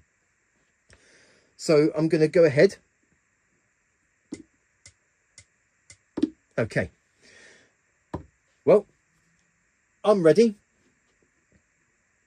I'll turn on metronome so I can.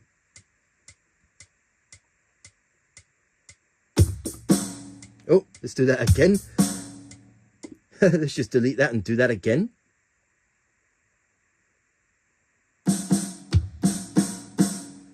Okay.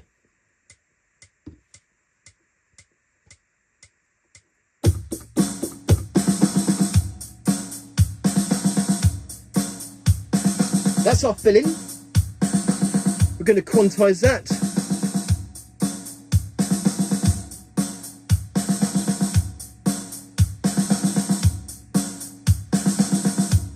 That's perfect so far. And now, with a lot of the preset styles, we have a filling every time. We have a crash cymbal sound every time a filling ends.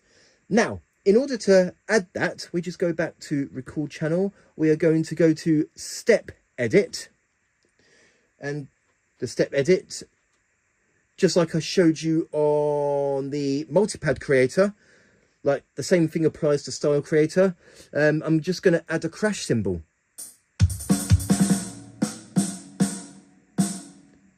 So if we just go to here, we go to insert, and there you go.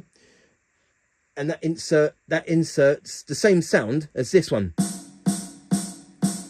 And then what I'm going to do here is I'm going to change it into a crash cymbal.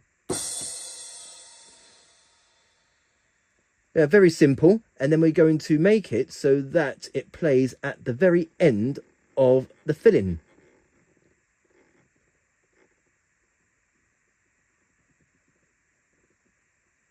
There we go. And go back out of step edit. And we should now have a crash cymbal at the end of the filling. Oh. Oh, what have I done? Oh, no. Okay, that's all right, because we just have to... Oh, it's because there we go. I forgot to select notes, that's why. And now we should have a crash cymbal at the end of the filling. That's better.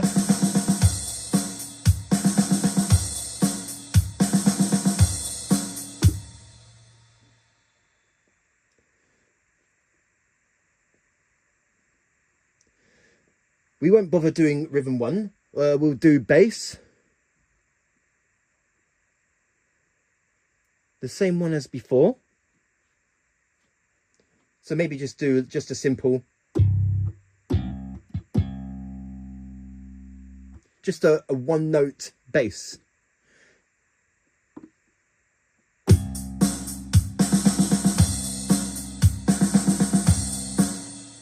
We're going to go and quantize that.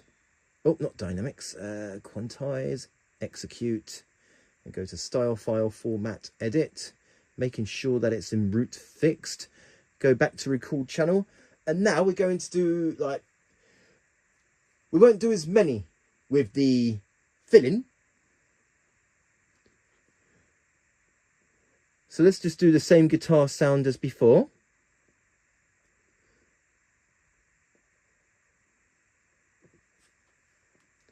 But maybe just do...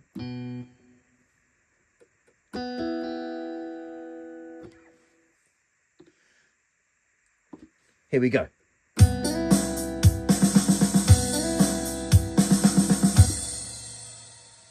Let's do that one again quickly. Okay.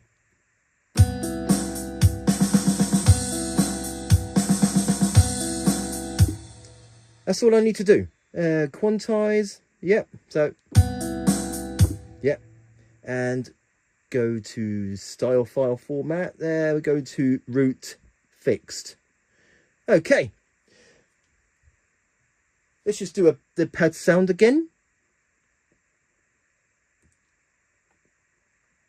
It seems to be quicker doing it with the fill-in.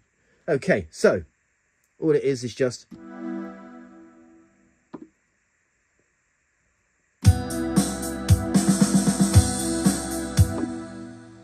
do exactly as before. Quantize. Make sure the SFF edit is set to root fixed. Go back to record, and we're going to do phrase 1 again, just like before. We're going to select the organ sound we used before.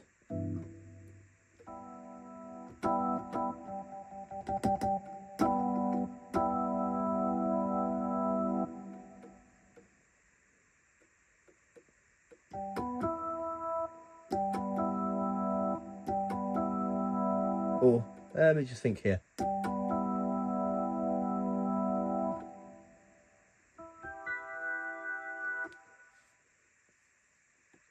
Okay, I think we yeah,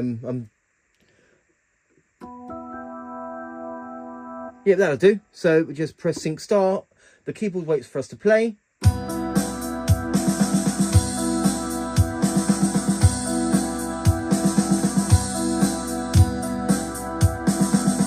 Okay, I quantize that. Make sure the SFF edit set to root fixed. And there you go. And that is our fill-in complete. So let me just go through with what I've done. So here is main A.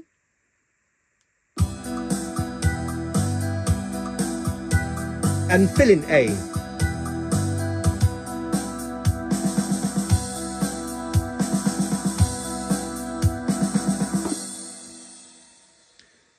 I think that's come along really perfect. Okay, where are we? Let's go back to main A.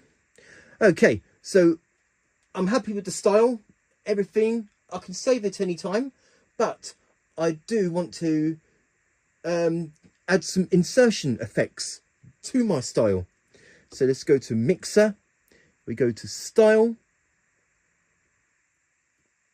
Oh, hang on. Chorus reverb. That's it. And then we go to style. Oh no, effect. Sorry. I'm kind of forgetting myself here. So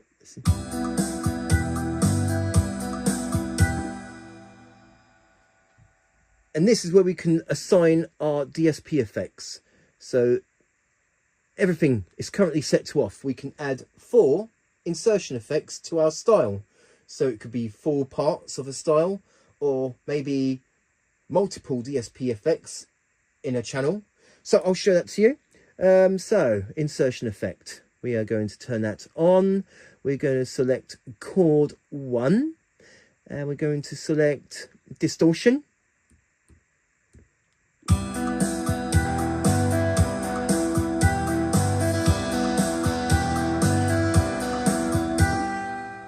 Yep, that'll do. And we can actually add another. We can actually add another DSP effect to the same part. So this time, where are we? If I can find one, I'm thinking of a wah effect. So let's see here. Try this. Yeah. That's pretty cool. And yes, you can add like different ones as well. Say, for example, maybe go to pad and maybe add, let's see here, maybe add a chorus effect.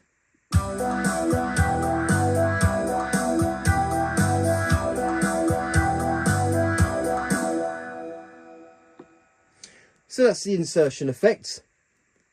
But since we've added some insertion effects, notice now that some channels sound louder than others.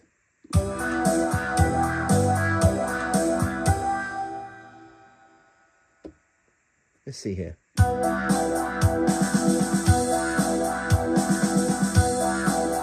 The insertion effects, the good thing is that it also applies to the fill-in, so we don't have a problem with that. Okay, so now we've set our insertion effects. So we've added some DSP effects onto certain parts of the style, and now we're going to go to pan and volume.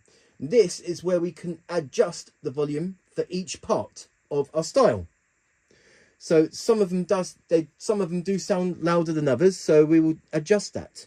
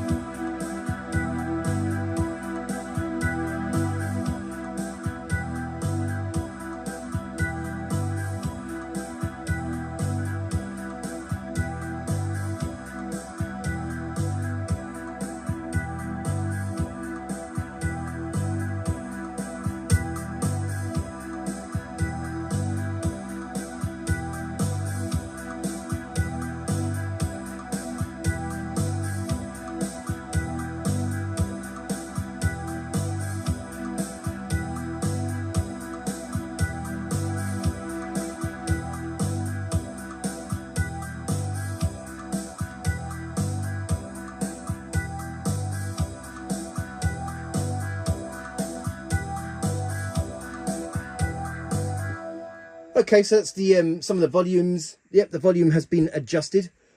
I know it's hard to try and get like the precise volume to make it perfect. I know it can be hard sometimes.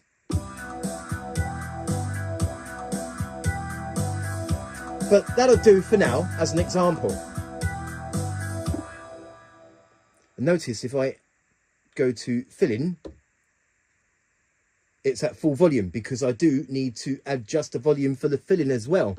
So yeah, this can be quite time consuming, having to alter the volume for each part, like each variation, each fill-in, ending, etc.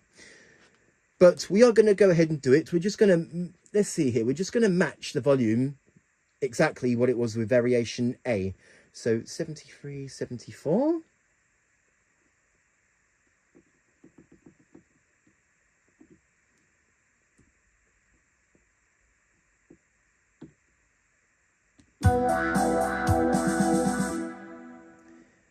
And bass was set to 80.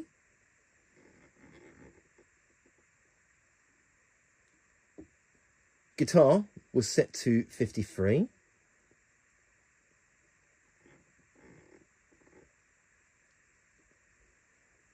pad was set to 51, and then finally phrase 1 was set to 76. So 51.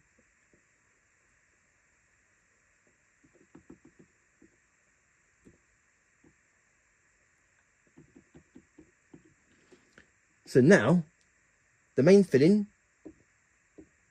well, except for rhythm 1, because I haven't recorded anything on rhythm 1 within the filling, but everything else is at the exact same volume, exact same DSP effects which I've chosen.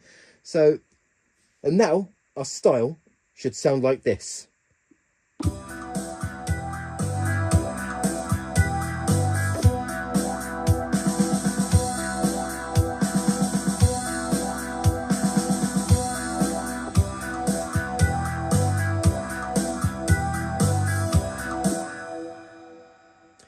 Okay, so before I save the style that I created, let me just go through some like channel edits. Like we have groove, if you want to change like the groove, like you got that original 8 beats and whatnot. I know that on previous videos, like let's see, my PSR-740 for instance, I have showed the groove and dynamics. So groove, dynamics, so that you can change the groove and the dynamics of a style. So for example, you could change a 16-beat ballad into a sort of a hip-hop beat, for instance. And quantize, I've already demonstrated that. Velocity, bar copy. Yeah, I won't go through like too much.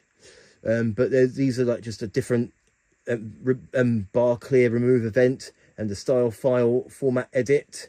Depending on, it also depends on the sounds that you play.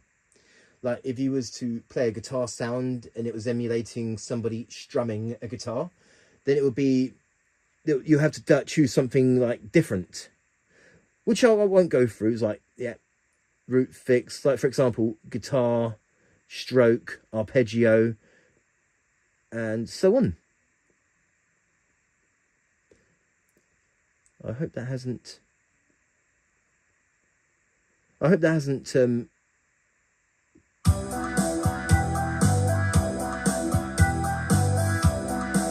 no, at least that hasn't changed anything. Okay, so that's my style completed. I only did variation A and fill-in A. What I demonstrated here also applies to intro 1, 2 and 3, variation A, B, C and D, fill-in A, B, C and D, break, but the fill-ins and the break can only be 1 bar long, and ending 1, 2 and 3. They work for all of those. Let's see here, go to basic, break. Yeah, just like the fill-in, break is just, it can only be 1 bar long. Okay, so once you're happy with everything, we're going to save our style. Don't mind that, it says style creator example. That was something I did on my SX900 when I had it. So for this one, I'm just going to call this one example. This is the example of the style creator on the SX920 this time. Go to example. And there you go. And that is our style completed and saved. Let's just exit out of that. So now our style should sound like this, considering that I've done root fixed for all of the chords and everything. So now it should sound like this.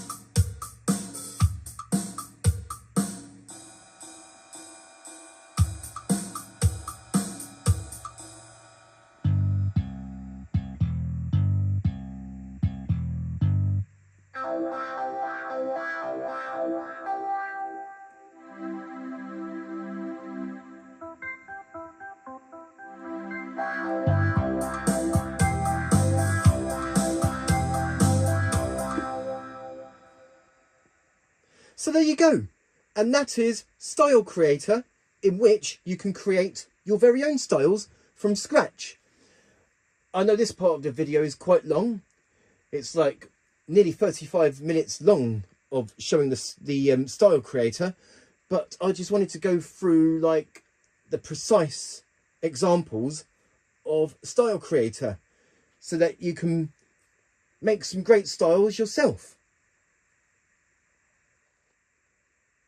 Okay, so now the next thing that I'm going to show you, and that is style assembly, in which we can take channel parts from different styles to make a completely new style. Though you haven't recorded it yourself, you just took parts from different styles. So I will show that to you. So I'm just going to go and select a style. Let's take this one, for example, 70s hard rock.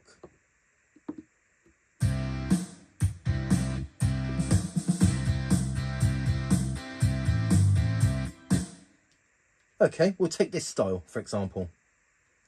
We go to menu, menu 2, and exactly as I did before, Style Creator, but we're not going to be creating a completely new style from scratch as I did previously. I will be going to the assembly, but thought I'd show you something quickly, something I didn't show on the Style Creator. Let's see here. I'm going to show the groove and dynamics. So let's see here. This is where we can like change the groove of the beat and the dynamics of the style.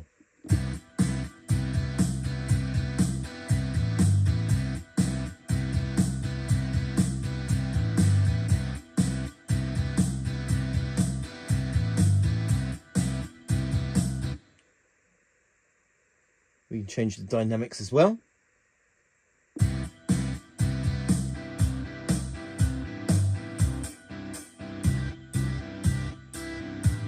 And we can expand, boost and cut.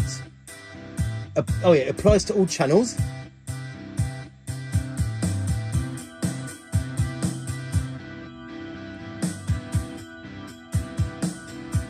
We'll close that, we'll change the groove. Oh, I didn't mean to, I forgot to press execute.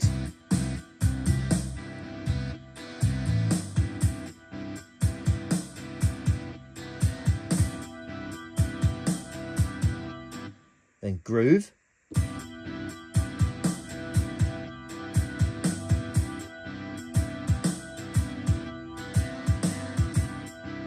There you go, notice the drums have changed, the beat.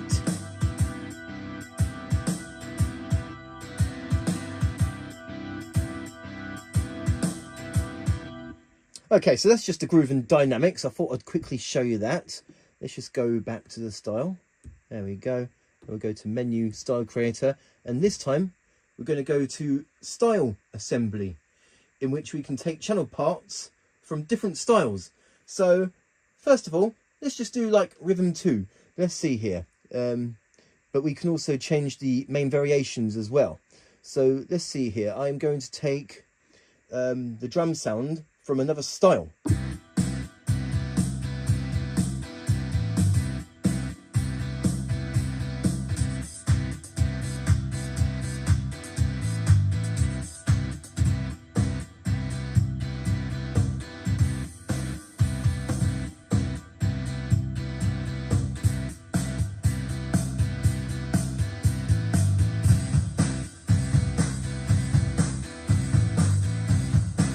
And with this we can change it to, say, from main C to main A,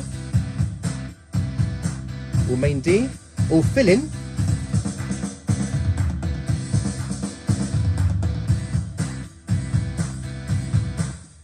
Okay, let's just say that I want to select a bass from a different style.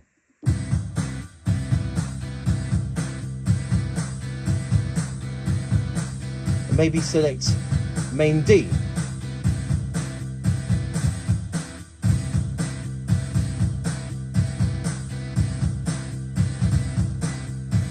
They'll sound the same to me. Or let's see here, chord 1.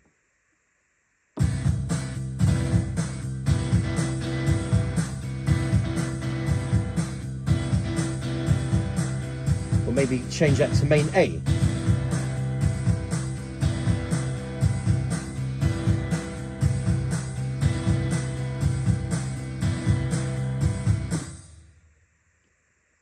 Let's change chord 2.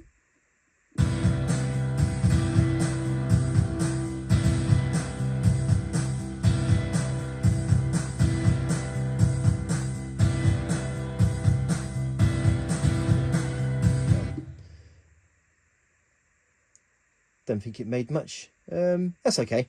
This is just a quick example of the... But not only that, we can change like rhythm to rhythm 1, for example. So...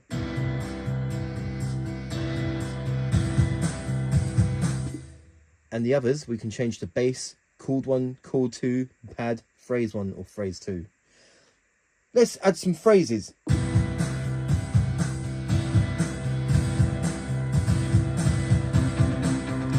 Yeah.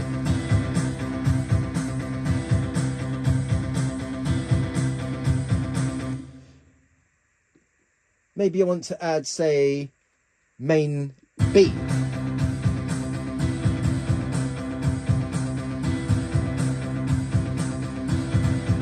But it seems like it sounds the same. But that's okay, because this is just an example of the style assembly in which you can take channel parts from all of the 575 styles, and you can make your own style simply by adding channel parts from other styles and assemble them to, say, for example, create your own style without having to record creating your own styles, if that makes sense. You're just taking parts from different styles. So let's see here, phrase 2. Let's take this. Let's take. Oh.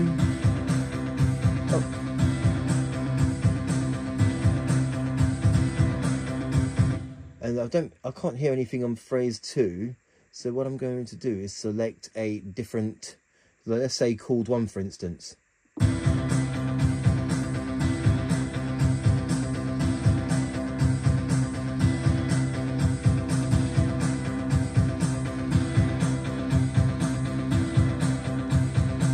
I can't really hear anything.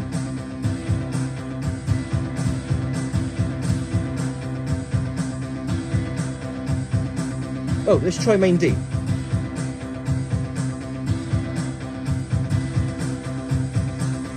Oh, yeah, I can hear it.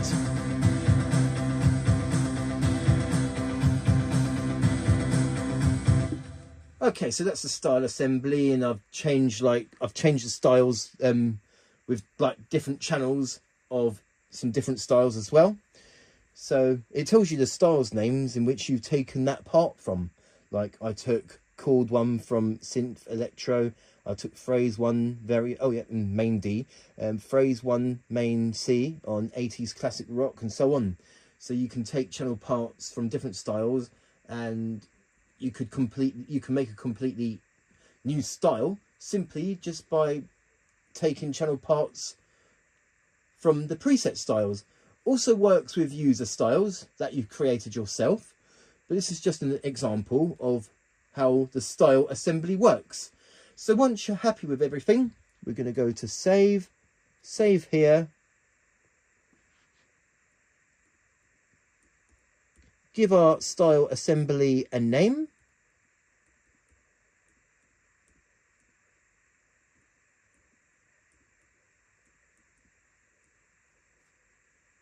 and then OK. And there you go. And that is our style assembly created. So let me just go to the style I've altered. So this is the original.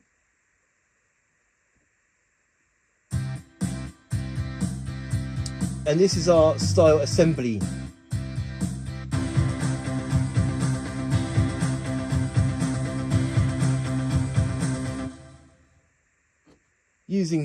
Using this style, this is the same style, but it's all been assembled from channel parts of different styles.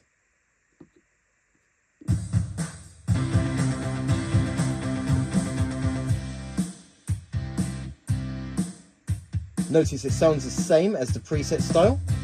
But when I go to variation C, everything will change.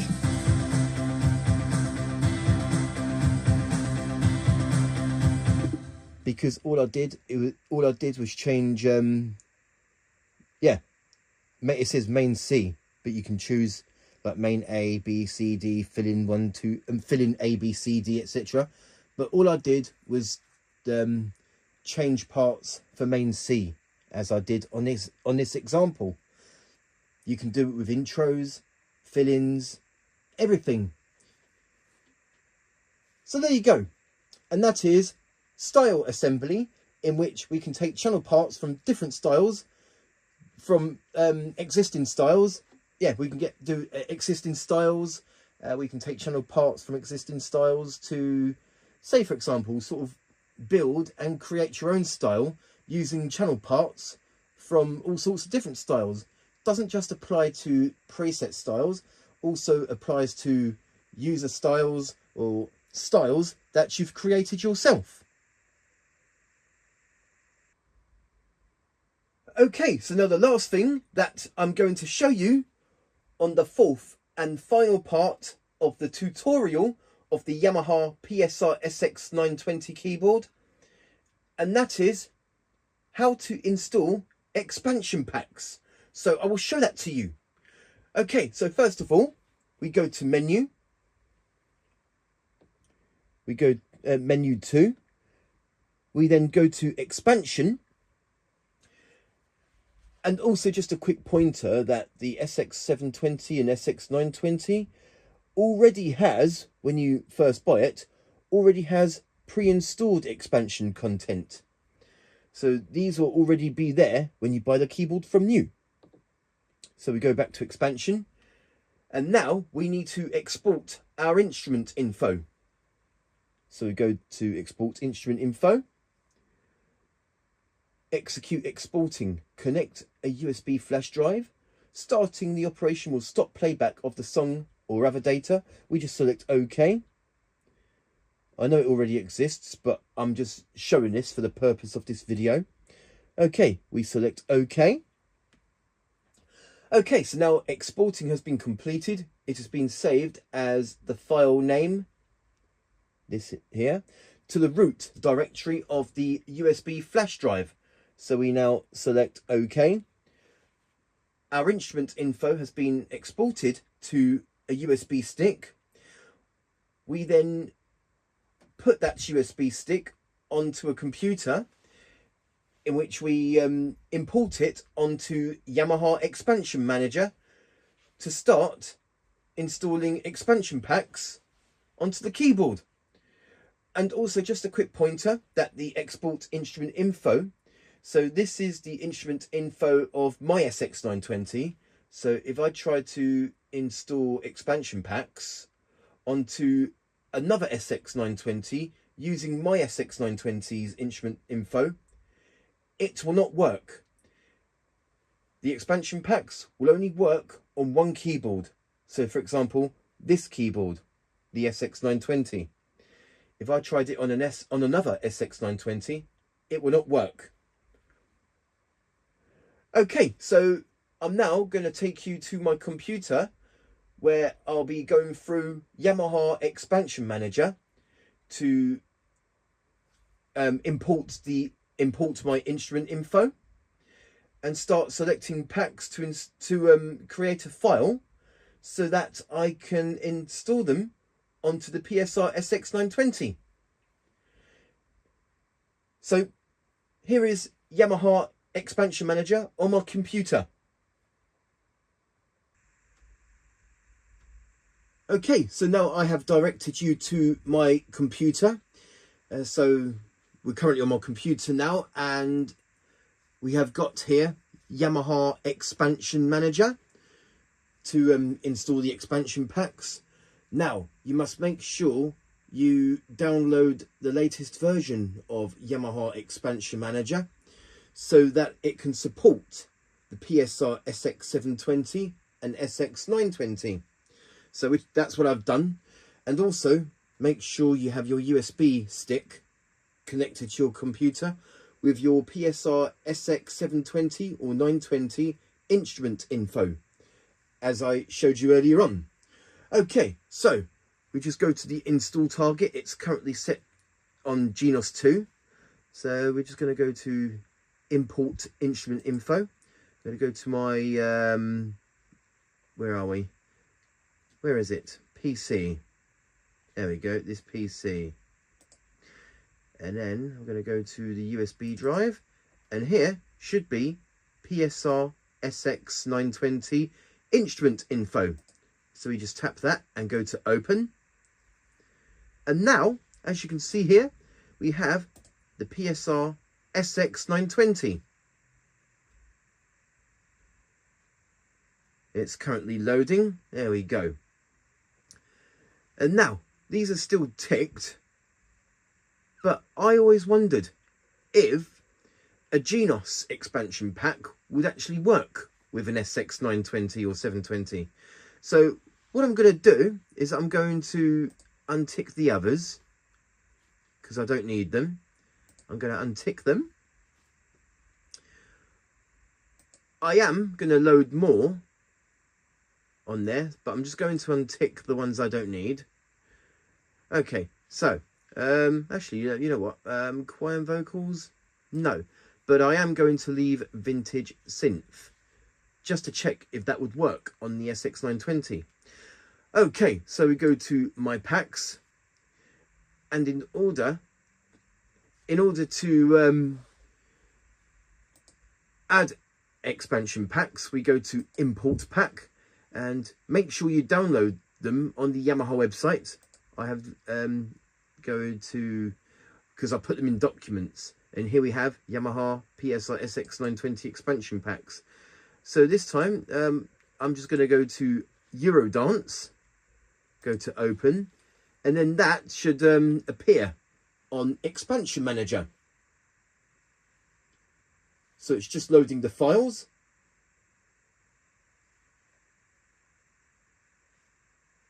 We're going to do a couple more examples after that, because I'm going to import packs onto Expansion Manager.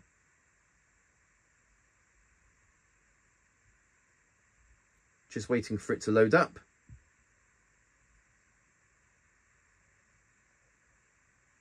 There you go, it's on there.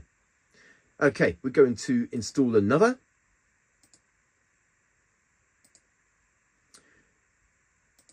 This time we're going to go for Entertainer.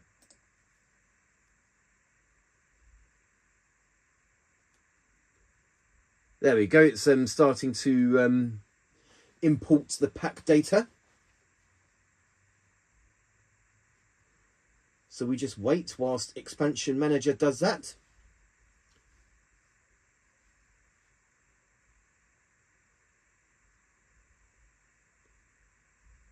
Just a moment now. Okay, so that's another expansion pack imported, and now I'm going to do one more. This time I'm going to go for 340 pack sound from PSR-340, a really old keyboard.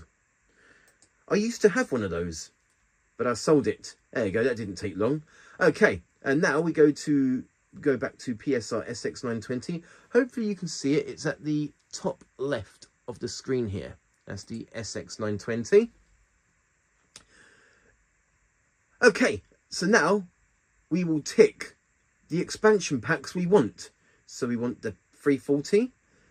We want Entertainer, Eurodance, and also this vintage synth, because even though that's a Genos pack, I'm going to select it in the hopes that it will work on the SX920. Okay, so we've selected our packs. We've selected the PSR-340, Entertainer, Eurodance, and vintage synth. So now we are going to go to save as pack installation, and we are going to save it as a pack. Okay, so this is where okay, so I'm going to go to my PC, if I can find, there you go, no, sorry, USB drive, because that's where I am going to install it. And the file name, PSR-SX920 pack install data. And then let me just tell you something real quick about the file types. On here, hopefully you can see it. It says pack quick installation file. Now, correct me if I'm wrong, but that is only applicable if you're only installing one pack. Now, if you're installing multiple packs, you must go to pack installation file, CPI.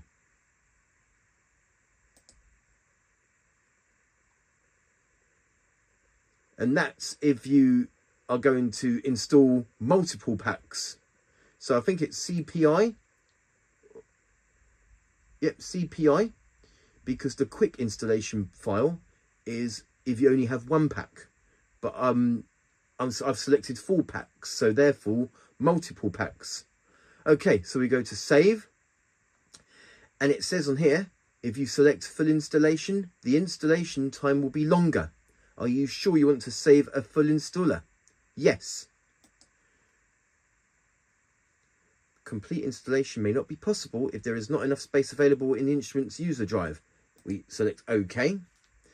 Okay, so now it's making the pack installation file. So yes, the quick installation file is if you was only selecting one pack.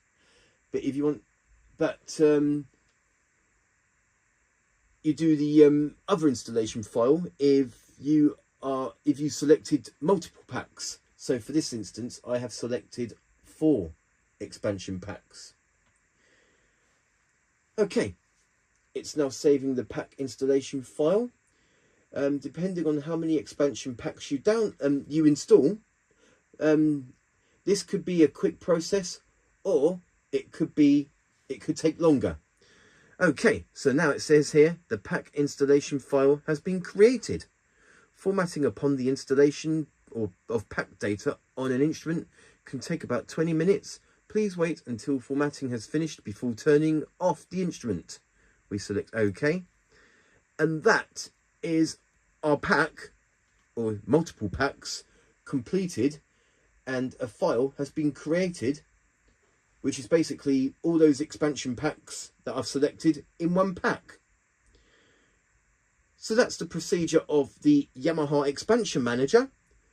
Now we will go back to the keyboard in which I will install these packs. Okay, so that was Yamaha Expansion Manager, in which I've imported my instrument data onto Manager. I selected the expansion packs that I wanted to create, and yes, and so on. So now the expansion packs that I've selected are now installed on my USB stick as one big pack. So it's basically 4 expansion packs in one, which I've done. Okay, so now we move back to menu 2. We go to expansion, and this time we go to pack installation. And bear in mind that any expansion packs we install on this keyboard, the pre-installed content will be deleted. So we go here, and this time we go to PSR-SX920 pack install data. It says on here, start installing. Save all the data currently being edited before starting. The data will be lost if you start installing without saving it. We select OK. And it says here, all the expansion contents will be deleted. Continue. That includes like the pre-installed contents that I showed you earlier on. We go to OK. Start installing. OK.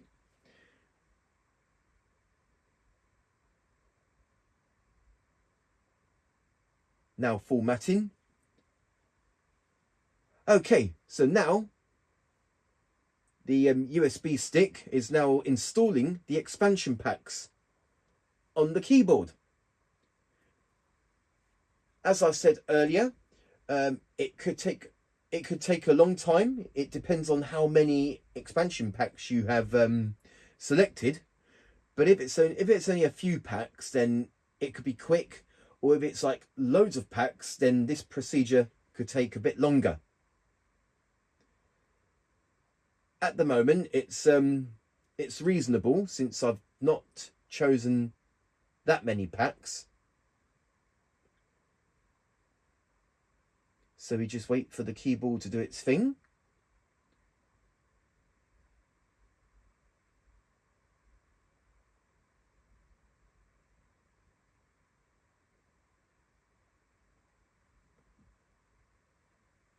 And since I've only selected 4 packs, this shouldn't take long. I've also selected on Expansion Manager a pack that is for Genos, or Genos 2 should I say. But I've done it on the SX920 just to see if it works. If it doesn't work, that's no biggie, but it's good to check these things just in case. Okay, we're almost done now.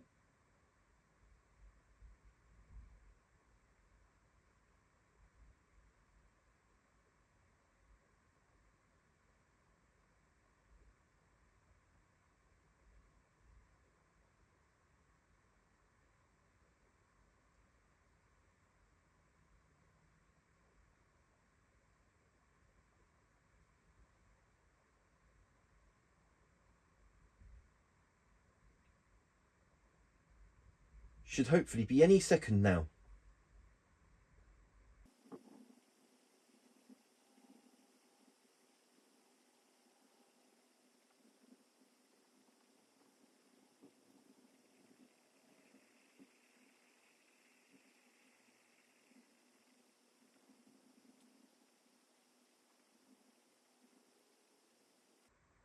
And there we go, completed. It did take a few minutes, but the reason why it was quicker is because, yeah, it took longer than I thought. So I decided to speed up that part of the video. So although it was quick because I sped the video up, but it did take a few minutes. Okay, so that's completed. And now my expansion packs that I've selected should be installed. So let's just go to, say, Style, and we go to Expansion. And there we go, Vintage Synth, Genos, Eurodance, Entertainer, and 340. Let's try out the Vintage Synth from Genos. So let's see here. Does it work? Well, it seems to work.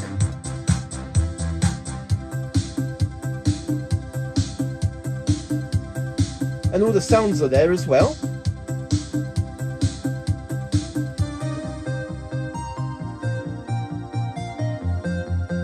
Let's go through the sounds. Oops, sorry, didn't mean to do that one.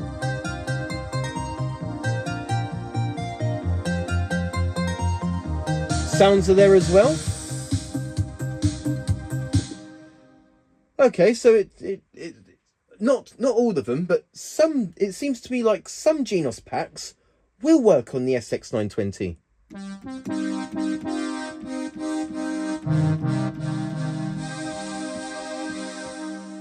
So that's pretty cool.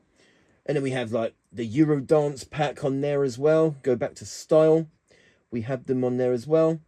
Or let's go through to PSR-340. There we go. We've got some.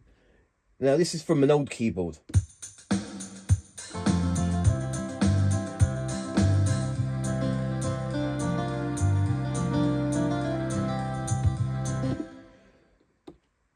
So there you go. And that is how you install expansion packs. Now, one more thing before I go. Go back to menu. We go to expansion. Now, if for any reason you want to restore the pre-installed expansion contents that are already built in on the keyboard when you buy it, because any expansion packs you install will erase any other expansion pack that's on there. Now, if you want to go back to the pre-installed content that you get with the keyboard, we just simply tap Restore Pre-installed Expansion Contents. But upon doing that, the expansion packs that I've installed will be erased. And then what that does is that it pre-installs the factory content. So it's currently executing. And since it's like pre-installed content, this shouldn't take long.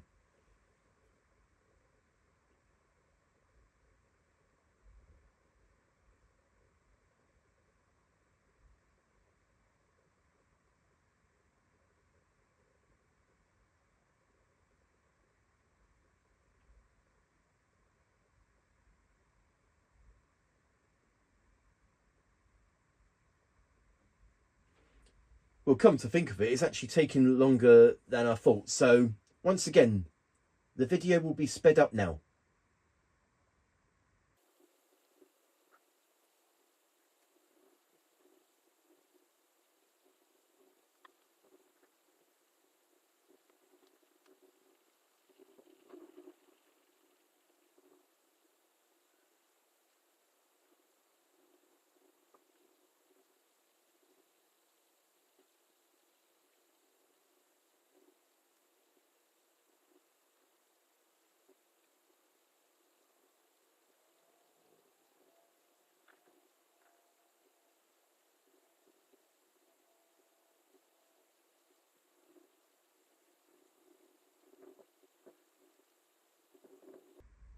Okay, so that's now been completed. Yes, it took a lot longer than I thought. It took about nearly 5 minutes. But no, it seemed as if it was quicker because I've sped that part of the video. Okay, so that's completed. So we just tap OK. And go back to the menu. And there we go. Expansion packs. All the preloaded expansion content has been reinstalled. But you can go back to your USB stick. You can install expansion packs and preload the factory expansion content as you want to do it. So that is how you install expansion packs. And to restore the pre-installed contents if you feel that you don't want those packs no more. But you can install like expansion packs at a later on date as you wish. Hopefully Yamaha will bring more expansion packs in the future, but we shall see.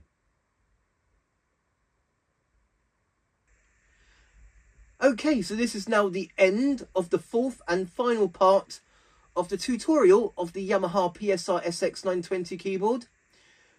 I do hope you have enjoyed this video, along with my other tutorial videos of the PSR-SX920 keyboard. Part 1, going through the basic functions. Part 2, going through the more in-depth functions. Part 3, going through the more advanced functions. And finally, Part 4, this video, the recording functionalities of the Yamaha PSR-SX920. So yeah, I do hope you have enjoyed these tutorials and that you have found it useful.